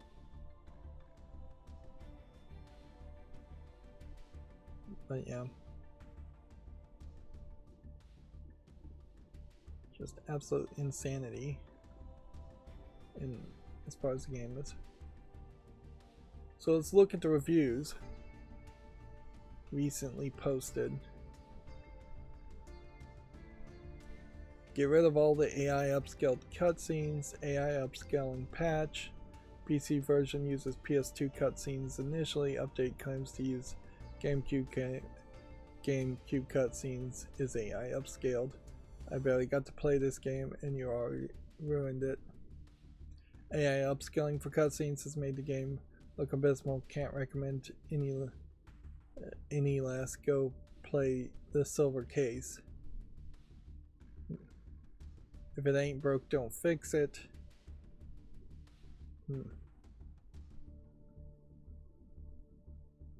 Yep. So begins the AI upscaling nonsense, it seems, in that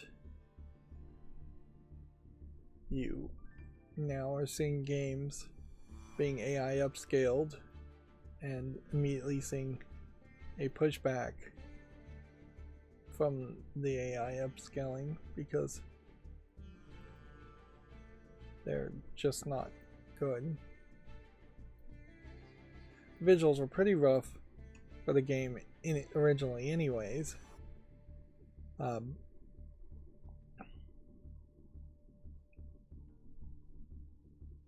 of the biggest problems I would say with Killer 7 is it's got just far too many characters and it's way too demanding. Here, it's a Capcom, I guess it was a Capcom game at some point. It's NIS America being published now.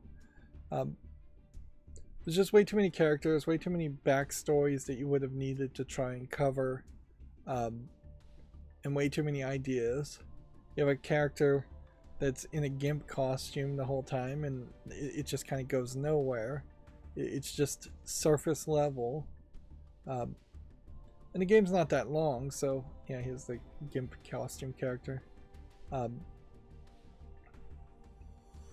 What they needed to do is make a sequel, Killer 8 or something like that, or a remake of it, and just make the game a lot longer, go into the backstory of each character for whatever real backstory you can give for each character, have an actual plot overall.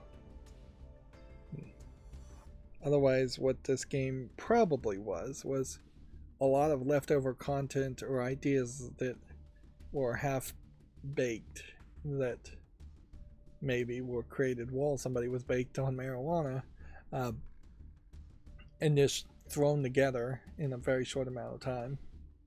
And because it went extreme, and because it had a lot of blood and some sexual overtones to it, it got a lot more attention on the GameCube than it really deserved. But I guess if you're a new content creator, maybe that works. It certainly worked in the past. I'm not sure it works today in the era of censorship. If you tried to do that on YouTube, then you'd be like MXR, who's now banned from YouTube, or so many other people banned from Twitch and YouTube. But yeah, at some point, just going extreme gets people's attention. Quentin Tarantino, prime example of that, probably wouldn't be a director even worth mentioning had he not gone extreme in his early movies to catch people's attention. Nobody talks about the director of like Homeward Bound or something simplistic like that. Or even, really, people don't talk about directors of Marvel movies because they're so made by committee and generic. Moving on, Sonic X Shadow Generation sales have topped 1 million. It launched today for consoles and PC. We definitely are going to see a case where more and more games are going to, more and more companies are going to experiment with AI upscaling. But we may not see too much of it because I doubt Microsoft or PlayStation is going to really require AI upscaling for games to be released. And if it is going to be AI upscaling that's used, it's going to be built into the hardware itself. It's going to be deep learning super sampling, DLSS style of upscaling, which is temporal upscaling instead of AI upscaling, and it will be something that the player can turn on and off at their own desire instead of having something baked in by running it through an AI large language module algorithm and trying to upscale it that way. Moving on, Shadow Tactics Blade of the Shogun has Aiko's Choice. It's the subheadline. It's coming to PS5, Xbox Series on December 6th. It's a stealth strategy game currently available for PC. The funny thing about it is I don't recognize this game, even though I put it on the wish list. I would assume there's this stealth strategy game called Shadow Tactics. And this is a spin-off game, and it came out in 2021, and it's rated very positively. Let's see. Shadow Tactics Anniversary Bundle includes Shadow Tactics Blades of the Shogun, which is overwhelmingly positive. Also, and then some DLC for both games. And that too is on my wish list.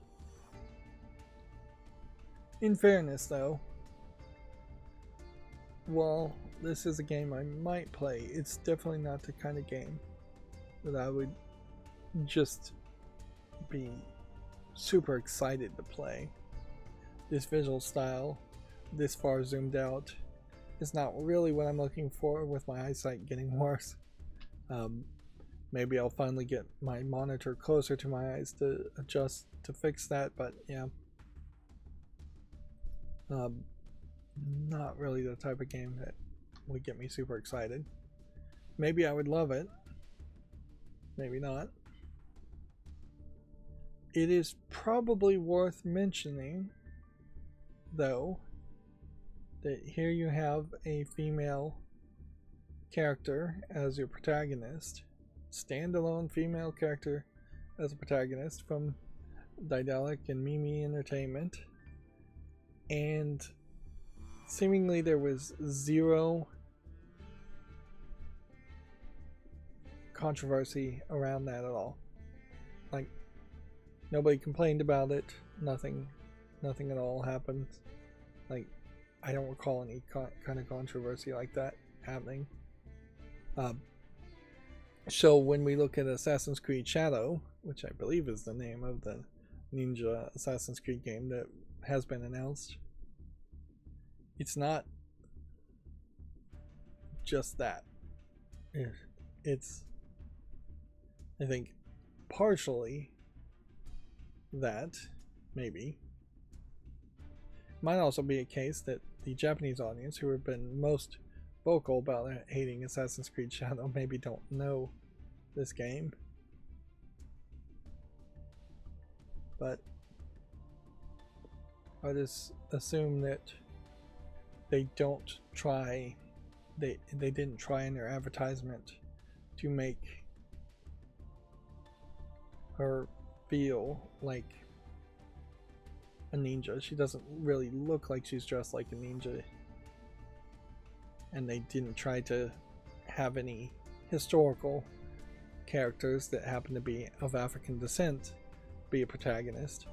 I think that is Assassin's Creed Shadow's main problem, is that you have a French company here trying to be far too woke by having both a black samurai and a female, not shinobi, I forget what they're actually called, a female equivalent to a ninja but not called a ninja, but they are kind of calling her a ninja, even though that wouldn't be the word that the Japanese would use. So just really historically inaccurate from the beginning, and having nothing else to really show other than doubling down on parts that the Japanese audience were not happy about.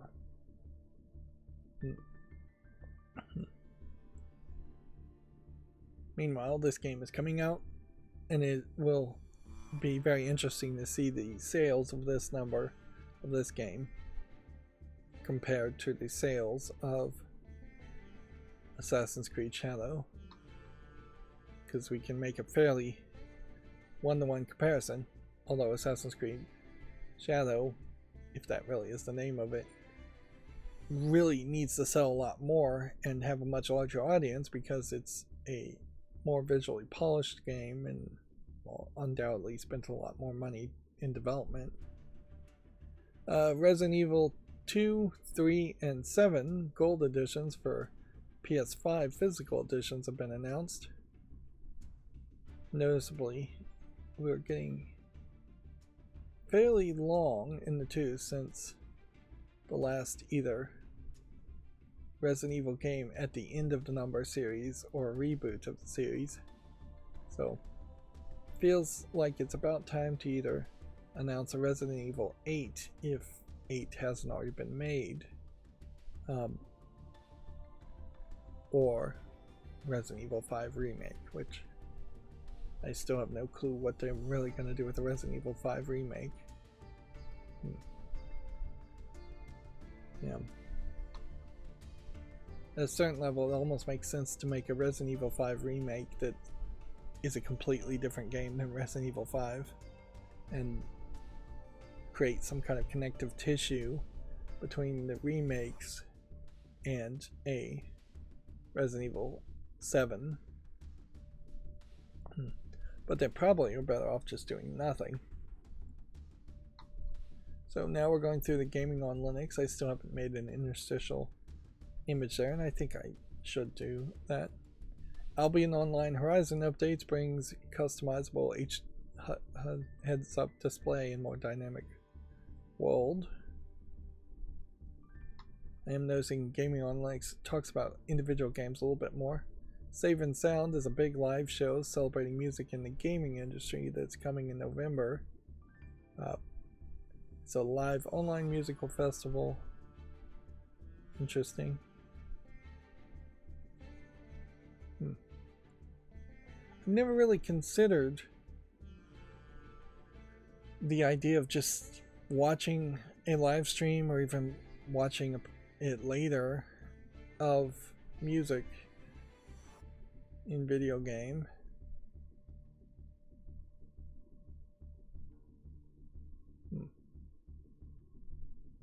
In a funny way, there probably should be more online concerts overall, and since you can't get like Aerosmith to do an online concert because they need the money and their production companies would never let them do something like that.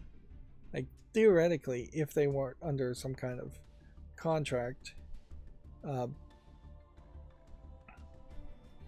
you would think most artists would just go onto their own personal YouTube channels and sing a song every now and then, but I've never seen an artist actually sing a full song or do any kind of like production. It's interesting, it's a 2-night event.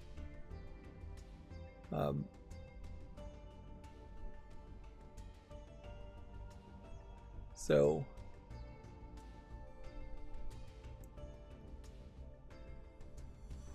I'm trying to figure out who the bands are. It doesn't seem like there's actual bands or orchestra being mentioned here. So instead it's just over the course of quite a few hours, like 10 a.m. to 3 p.m. Pacific Standard Time. It seems like they might just be playing the audio directly from the game that's from the original creators instead of doing their own covers of them. And certainly that's a different way to promote your game.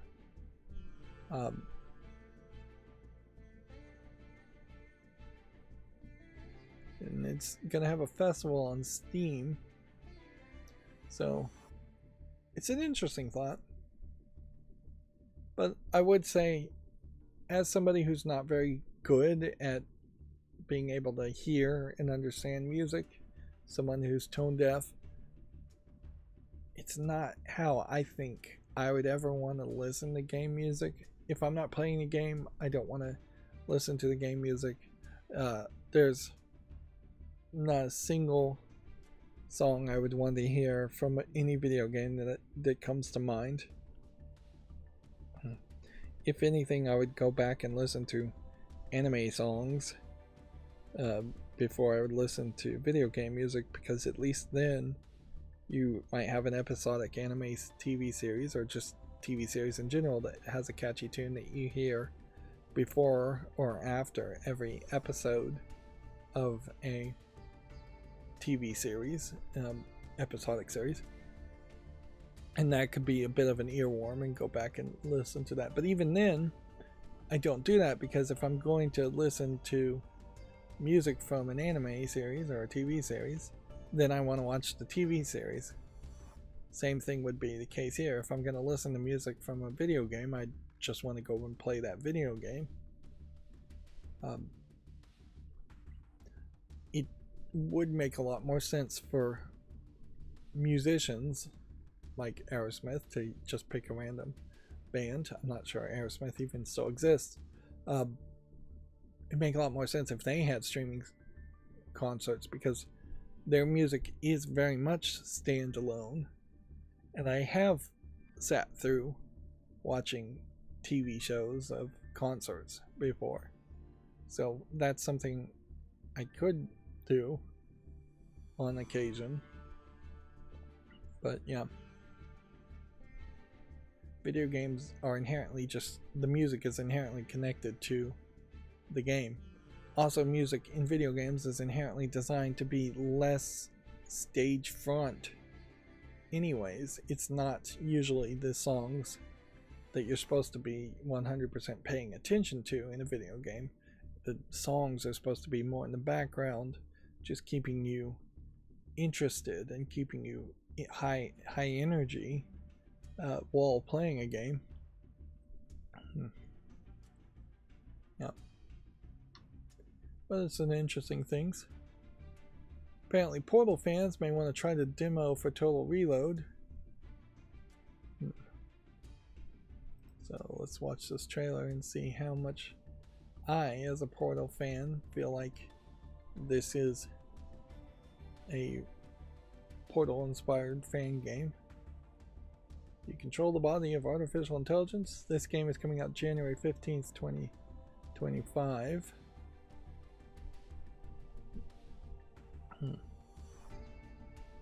Okay, it definitely has kind of that white minimalistic art style to it. Although a lot of this feels more Talos principle with the text, assuming the text is actually here in the final game.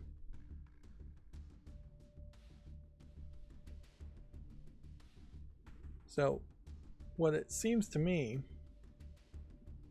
like is you're probably jumping around controlling different bodies. And there's a lot of games like this where you're controlling different kinds of elements, and at a certain level you realize that more modern 3D puzzle games need to embrace more gameplay mechanics than what Portal did, in part because Portal just had the money and the developers to polish the Portal concept down to be good enough for an entire game's length, 2 games lengths. But that's about it.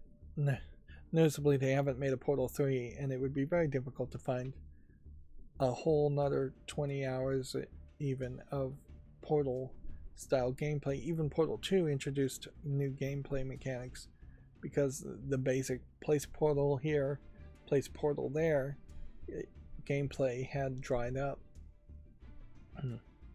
Even Portal 1 has the cubes and the buttons and several other elements. This game, Total Reload, looks fine, but it actually doesn't look like it involves portals at all. I think it's a misunderstanding of what these are. I think these are sucking the AI out of the brains of robot bodies and putting it into other robot bodies, or maybe sucking the entire body and putting it in a different place. So while it technically might be a portal that's putting you from point A to point B, it might as well also just be a door. I think you're never really going to get to place these portals like you would in the actual Portal game. A co-op dungeon crawler called Barony gets a big free expansion with the Keep Your Secrets update. This does not look like a game that would particularly catch my attention. It's just too pixely. Yep. So I'm going to leave it at that and move on. A complex 2D train management sim called Iron Roads hits early access in January 2025. Again, not a game that visually looks that interesting. Of course, these are Linux compatible games, so there's some benefit there. I'm also noticing that just slowly over time, the number of drop frames percentage-wise is decreasing. So I should keep an eye out to see if at the current setting I'm dropping any frames. Actually, I don't really need to do that, do I? I can just hit the reset button and see what happens there. See if I drop any frames going forward. Resetting the stats. So I may have finally gotten it down. Something about my network seemed to finally fix itself, and I wonder if anything of that had to do with what I was doing. But yeah, the question now is the quality just significantly worse in the live streams, and it may very well be. Yeah, and I'm still seeing fairly large drops in frame rates even now. It's just not very consistent, and there's just nothing going on my network right now at all to justify that. Of course, I'm sure most people don't care either. Factoria Space Age has sold over 400,000 copies and set a new player record count, I assume for itself and not overall. So I'm not sure if Factorio was ever in space before. I feel like it was probably that you landed on a planet and then had to stay on that planet. So it hit a peak of 118,674 players. Its previous peak was only 34,700 back in 2020, which that in particular may just speak to how many more people are playing on PC these days compared to even 4 years ago. The open source evolution survival sim called Thrive has a version 0.7.1 release, which they're calling a full-featured release. Although, if it was truly full-featured, you think it would be a 1.0 version. Then you can check out the classic CRPG-inspired Passageway of the Ancients, which is out now. Yeah, I don't think classic CRPGs ever catch my attention. One of the things about Torchlight 2 that's kind of nice is that there's a whole statistics page that the game never really even tells you to go look at. It gives you some information certainly, but you don't really need to look at it, at least playing on easy. It's just trying to...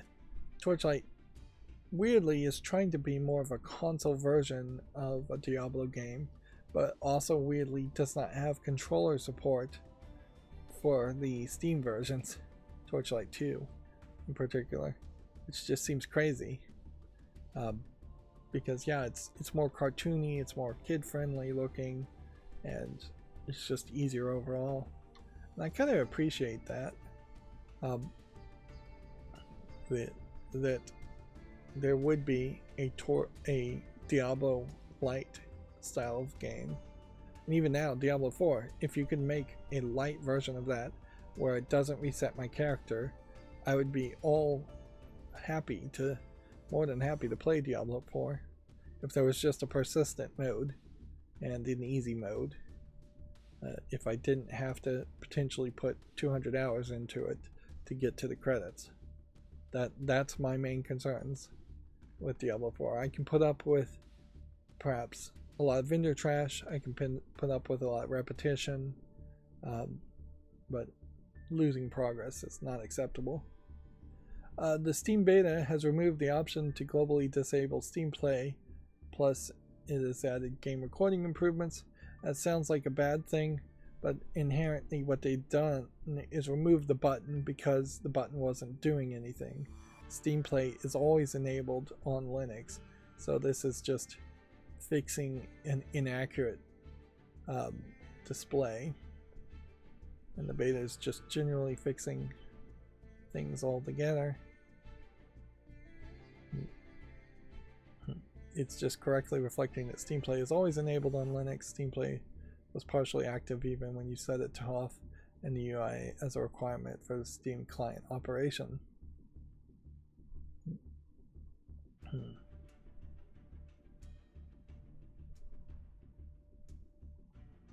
Yeah.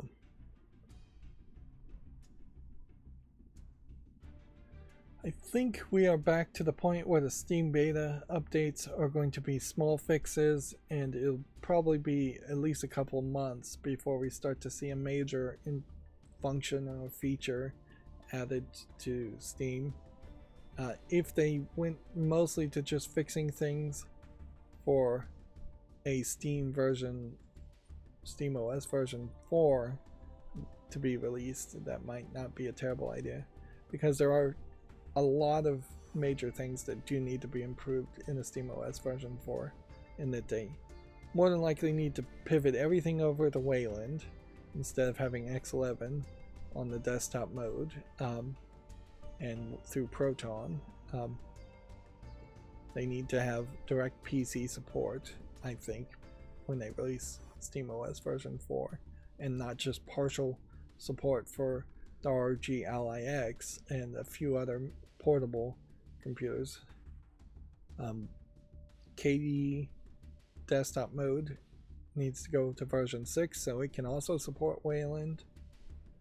There's printer support needs to be enabled in some way on desktop mode still. Better implementation of tiling windows through KDE version 6 to work with the pop-up keyboard in desktop mode. Overall, just better support for games will be their main focus, so that will happen no matter what. But yeah, there's major software improvements that, or just updates to newer versions of software that SteamOS version 4 needs to do, on top of supporting general x86 AMD 64 style computers, pre-built computers, and custom built computers. House Flipper VR, and various DLCs are available from the Humble Bundle, which, if I wasn't so broke right now, I would definitely consider that. It's been a long time since I bought a Humble Bundle. But yeah, generally speaking, I would say most people should have House Flipper as a thing, because it's a good game to be somewhat kid friendly. Is this page gonna load or not? Guess not. Yeah, it's a pretty good kid-friendly type experience. See, and trying to load that page alone seems to have caused some frame drops, network frame drops. So it does just feel like there's something on my network, even internally, well, might be clogged. I don't know what though. Just don't know what.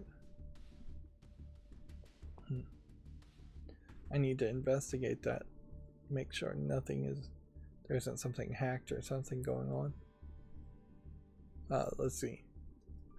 Moving on, the latest free Prime games with Prime Gaming. Lots of Steam Deck and Linux games. all of them Amazon or Epic or Good Old Games.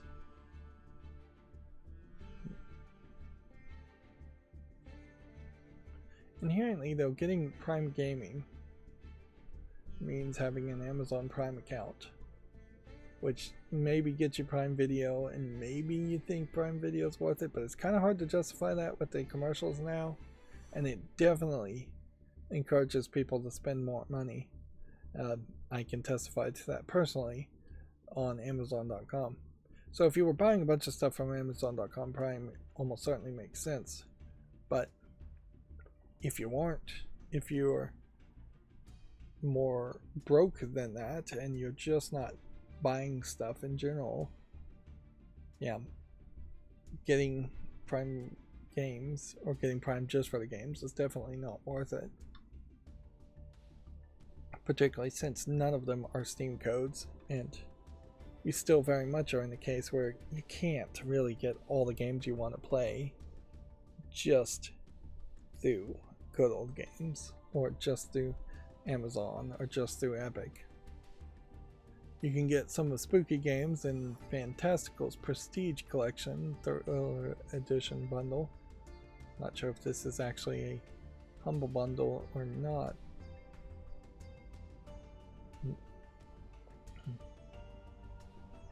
There is some level of curation that I could perhaps do on gaming on Linux to not highlight Linux games in particular that are on sale, but it's probably not that big of a deal.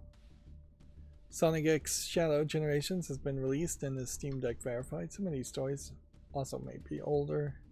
Rockstar Games Launcher gets updated for Steam Deck. You still can't play GTA Online though on Linux. Deadlock got some visual updates. This is an older story. Potato added 4-player local co-op and Abyssal Terrors DLC. Slay the Princess review. Croc Legend Remaster will be a Good Old Games exclusive. Yeah, Steam OS 3.6 is officially out. I can see them skipping directly from 3.6 to 4.0. Yep.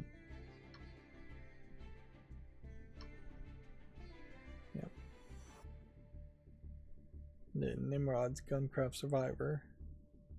It's another game that they're kind of promoting. Some of these articles definitely feel like commercials more than anything. That'll bring us to GameDeveloper.com, but I don't think any of these stories are too new. Like 2 minutes. Yeah. The SAG-AFTRA strike will continue after the union concludes the latest talks with major game studios. Free-to-play version of Animal Crossing is becoming a $20 premium game.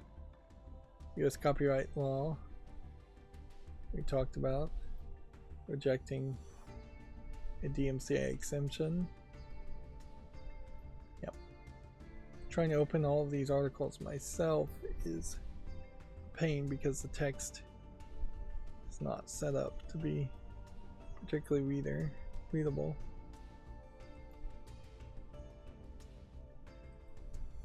So let's open a couple of these GameDeveloper.com articles and then assume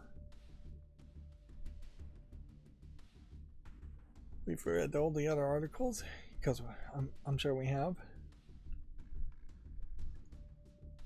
And that page loaded without causing any major network problems. Microsoft CEO says Xbox is intent on manifesting a multiplayer platform. This is old. Sonic X Shadow Generation sells over 1 million copies at launch. 20 Xbox franchises have made $1 billion in the lifetime revenue, says Microsoft CEO. More Xbox first-party series have become big earners for Microsoft, many of which come from studios they've acquired in recent years. Yeah, wouldn't be surprised if 13 out of the 20 games in that list are acquired games, not first-party games that were developed from internal studios at Xbox. Maybe all 20 of them are. And 1 billion in lifetime revenue could be stretched around a very long period of time. A lot of that money may not have ever made its way into Microsoft's hand. For instance, World of Warcraft, for instance, owned by Activision Blizzard, almost certainly made $1 billion in lifetime revenue. How much of that money has been given to Microsoft? Basically none of it. A couple months of the most recent World of Warcraft subscriptions alone.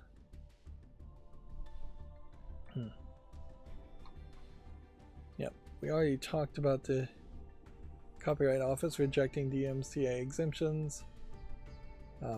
I imagine they won't consider it again for a while. And GameDeveloper.com using the same image that they've used several times before, where it seems like they just have a default, this is what a library looks like image they use. But they probably should shake it up and have multiple images on display.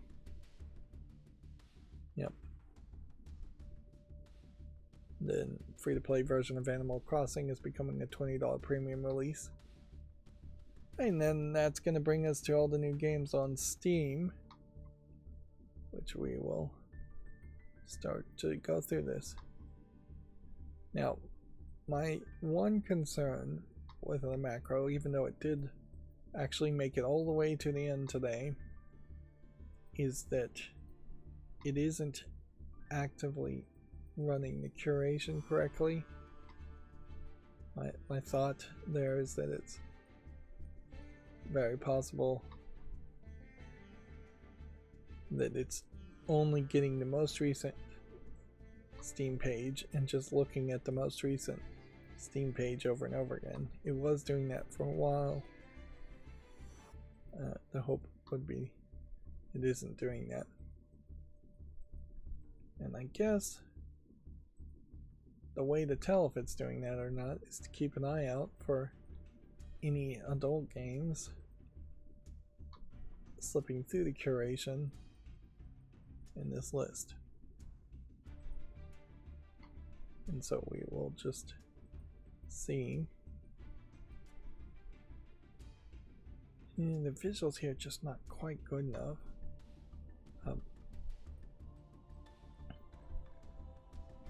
Still not running anything with the new macro as far as a fall list cleanup.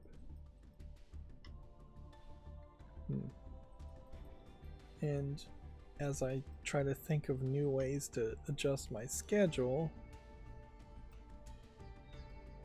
so this is an office shooting, the Office is Full of Zombies game, office shooting simulator. Yeah, as I try to think about the schedule though, is what can I accomplish more on these days after I live stream? Because when I live stream it's fairly early, but then that is pretty much just the end of the day. So either I need my macros to make YouTube shorts for the rest of the day and take the day off, the rest of the day off, which is taking too much time off, or I need to figure out something else.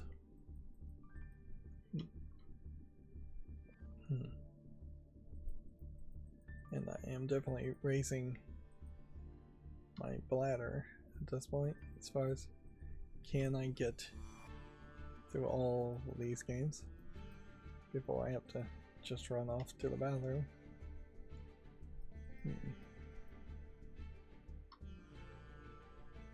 Seeing a slight increase in horror games right around the Halloween era. We're still seeing a Halloween days. Still seeing an increase in Japanese only games, which is somewhat inspiring, not helpful, but it is nice to see that there's less, I guess, Western desire and appeal to, well, it's not less Western appeal, there's more Eastern and more Japanese appeal to listing things on PC.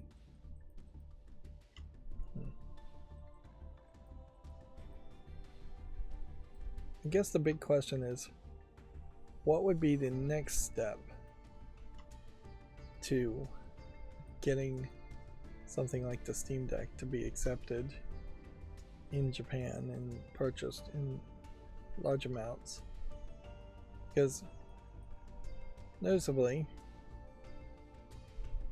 we aren't seeing through the Komatsu sales, when we do have Komatsu sales listed, or the Famitsu sales in particular, I think it's Famitsu that has the sales numbers that are getting re-reported by Komatsu. They don't mention Steam Decks. It's just not being counted. They don't mention PCs in general. So the question is, can Valve do anything to convince Famitsu to run those numbers? Or can some new company list those numbers that people would actually care about?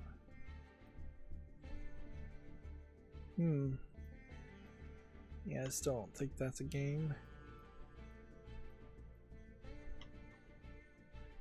Yeah, I will admit that I'm probably more cruel to something that looks like an RPG Maker game than I am to an asset flip horror game. Because asset flip horror games potentially could be something. Probably aren't.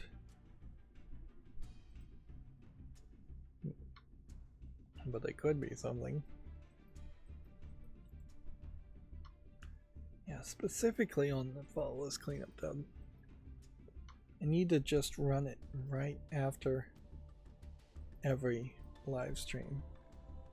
That more than likely should be part of my daily work. Not do it on video. Here we do have one adult game that slipped through, or at least with the adult tags. Yep.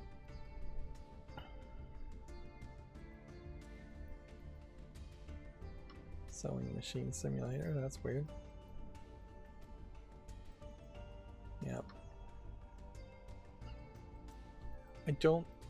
I won't have that kind of accountability if I don't do the follow list cleanup on the live stream, but yeah, the quality of doing the follow list cleanup on the live stream is also not very high.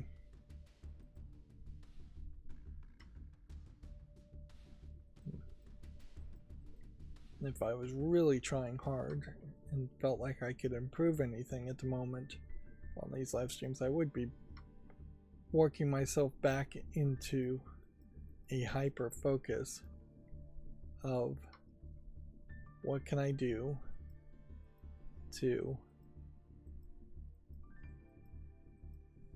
yeah, what is the thing I can do to increase my watch time?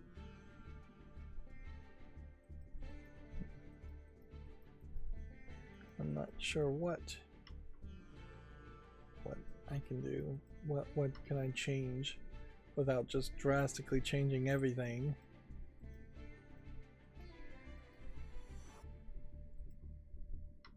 And just making completely different content.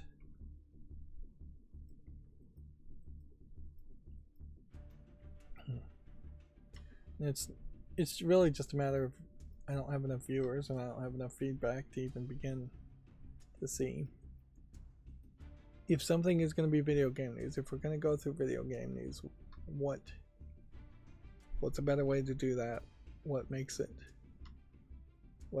what I'm doing uninteresting enough that people leave after, even if it is just 5 minutes or so, one would assume that the first 5 minutes there of my experience, the rambling warm-ups, have to go.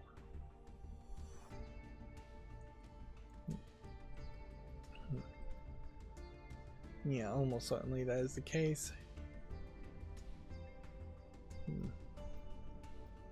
I guess if I just had normal pre-recording options here, I probably would edit myself out. I could potentially do some of that too, is not start recording or pause recording whenever going on to ramble, but that would be a lot of jump cuts. That's about all I could do. It's just like, oh, I'm gonna start talking about something, let me just pause it, talk about it to myself and no one else, and then unpause the pre-recording, then upload the recording.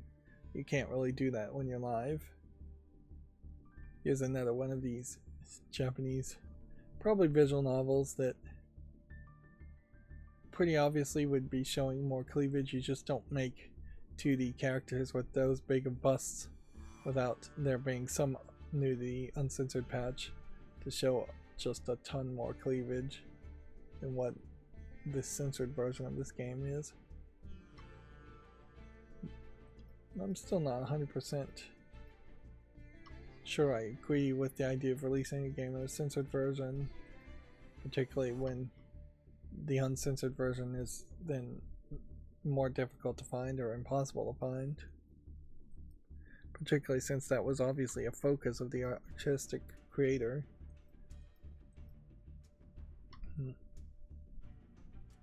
Yeah.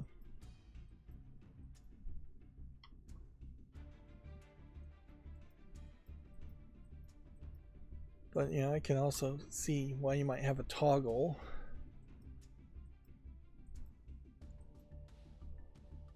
Here we have yet another adult game, or a game with adult tags at least.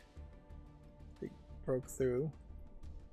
So yeah, I am certain that the macro now is not updating correctly. Maybe it's opening 2 pages, 2 Steam pages instead of 1 at a time, and then only curating 1. That was a almost direct Metroidvania ripoff, which in fairness, a direct Metroidvania ripoff isn't the worst idea.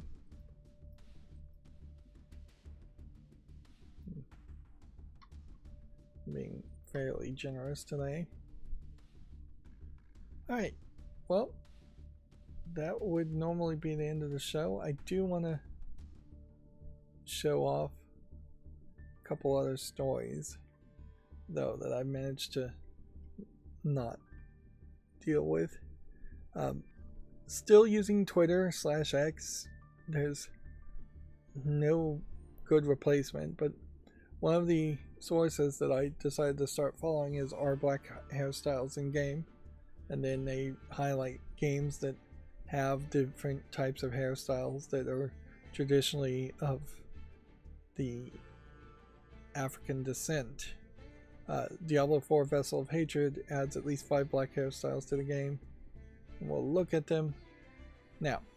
First and foremost, though, if this is about better representation, which I assume it is worth pointing out that there are some traditionally negative stereotypes still being shown here as far as the character class, and maybe that is not that offensive to African people, or maybe it's even somewhat accurate to some tribes of Africa, but the vast majority of African people in modern days, and Diablo 4 is probably not set in modern days, but the vast majority of people in Africa are not wearing leather. They don't have a bone through the nose, even if it is a curved bone. They don't have bones in their ears.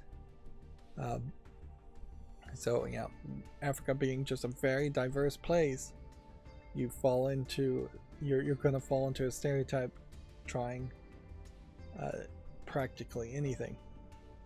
As for the actual hairstyle, this is interesting. I'm not sure though that this kind of curly weave tube is something I've seen a lot of. This too. This feels like somebody has gone to a hairdresser to get these kinds of hairs. These are not what you actually naturally would have or be able to have and maintain. Of course, I'm no expert. This one's perhaps closer to something you can naturally have and maintain. And this one is something I imagine you could have and maintain a little bit more. The question I would also ask is, are these exclusive to the African descent looking characters? Or can any character have those hairstyles if they want it? And that's pretty much all this Twitter is here's different hairstyles. Of course, you run into a problem here with, I imagine this is NBA 2K. No, this is in zone. You have a gendered element here in that maybe male presenting characters can't have this hairstyle and female presenting characters can't have this hairstyle.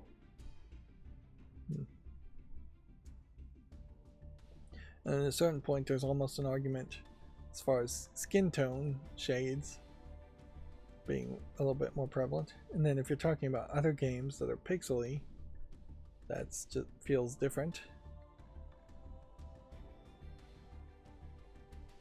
It is a one-note Twitter account, certainly, but perhaps highlighting something that needs to be highlighted. And they haven't actually tweeted too much. Like the last time I really caught their attention was, I actually saw their post was way back in June 9th.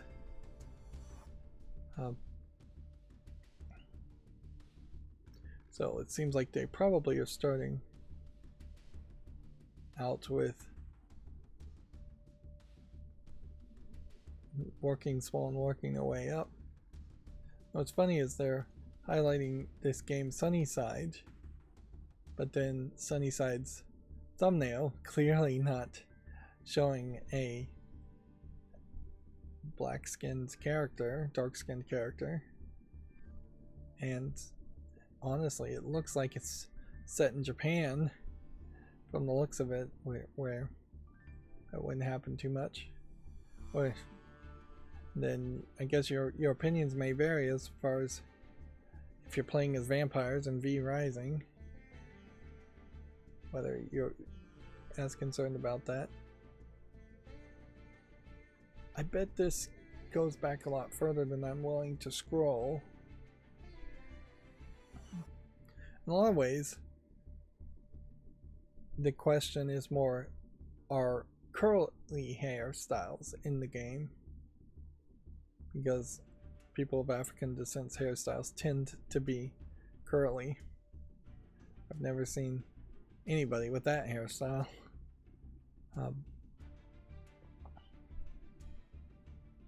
And depending on the style of the animation, that can be done easily or that can take a lot of extra work. But anyways, the other thing I wanted to show off, actually I have several things here, I'm just going to go through them and hope nothing's too offensive, was that to little fanfare, a new game plus has been added to Dead Island 2. Pretty much everyone has forgotten about Dead Island 2.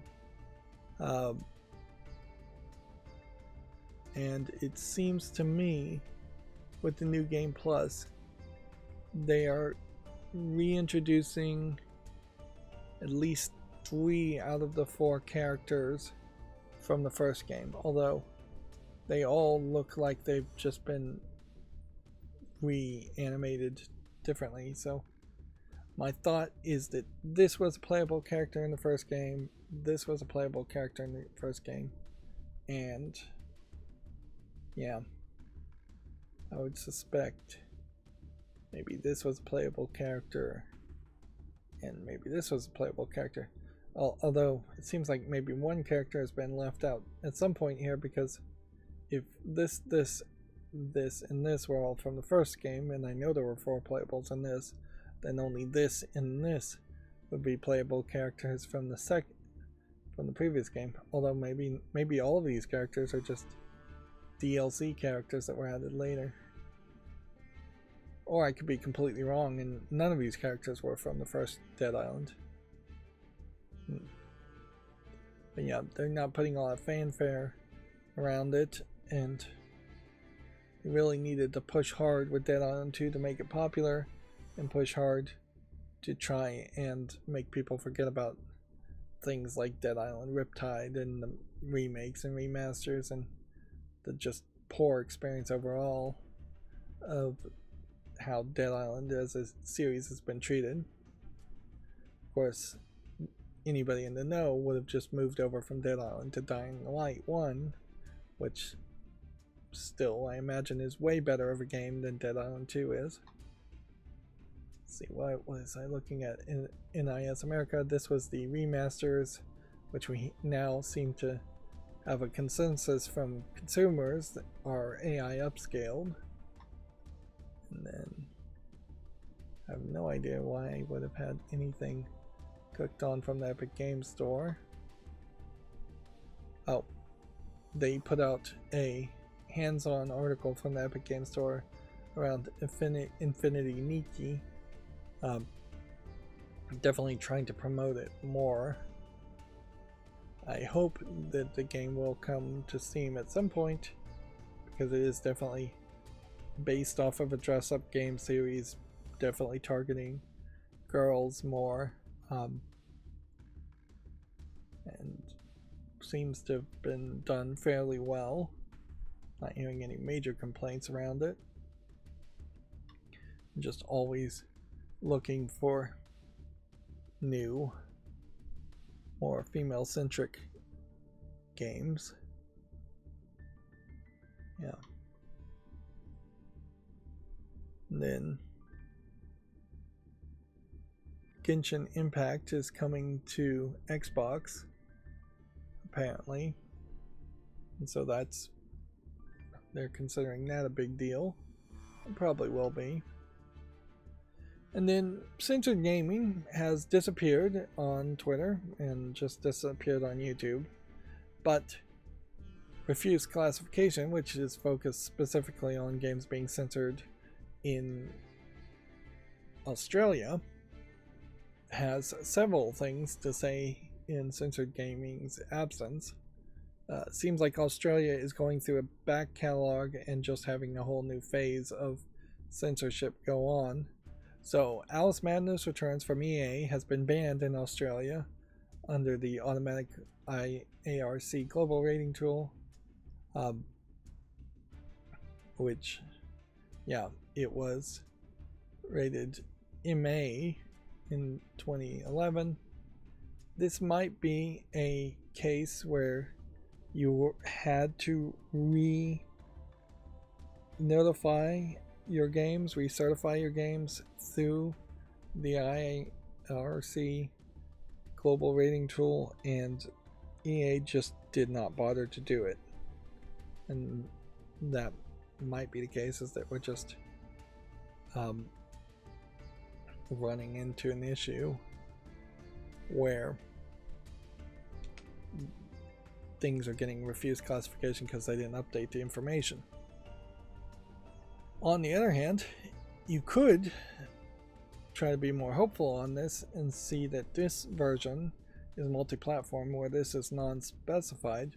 So this might be a refused classification of an Alice Madness Returns for, it could be the PS4, could be the Xbox Series X, could be the Switch, could be the Switch 2, might even be for PC.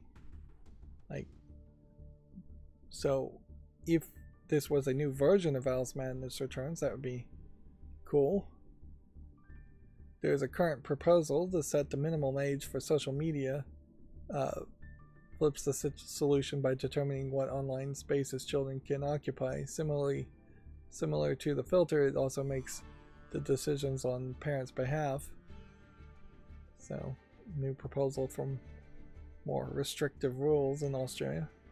Sites hosting adult content could be removed from search results and blocked from linking on social media in Australia unless they verify the ages of users trying to access them under a draft industry code released on Tuesday. So again, you'd have to, in Australia, submit personally identifiable information that could be used against you to prove that you are over age.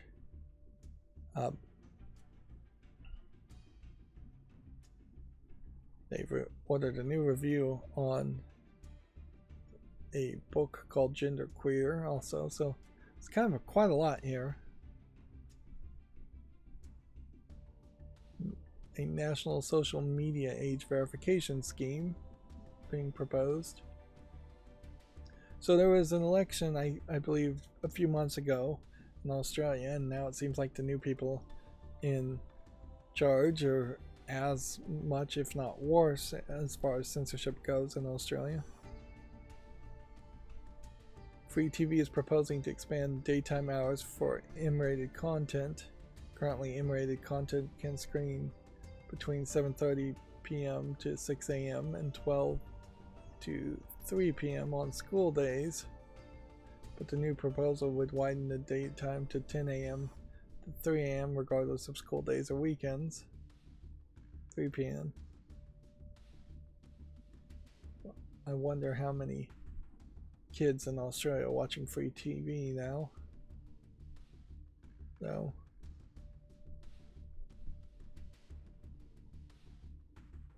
see if there's any more video games. It's clear from the complete lack of detail attending the Prime Minister's commitment to yet more internet censorship that the government has no idea how to produce anything other than yet another silly voluntary filter. This is September 21st, and I guess this is a quote from somebody. Minimal classification for games with gambling in them, September 21st. Yeah, new people were reappointed until the 5th of December 2025, so new people put in charge basically. So yeah, it's kind of a lot of censorship going on there in Australia, but there kind of always was. Australia, one of the most restrictive countries that has any real allowance for video games that you would, Western style countries that you would expect wouldn't have that level of censorship, but does.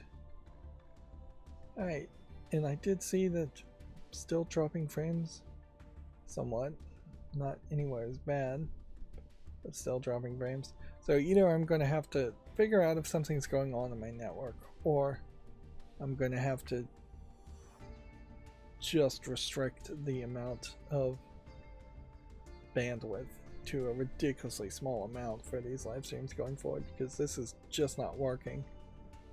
Alright, well, this is going to be it for this stream. As always, I ask you to like, share, subscribe, comment, and keep on watching.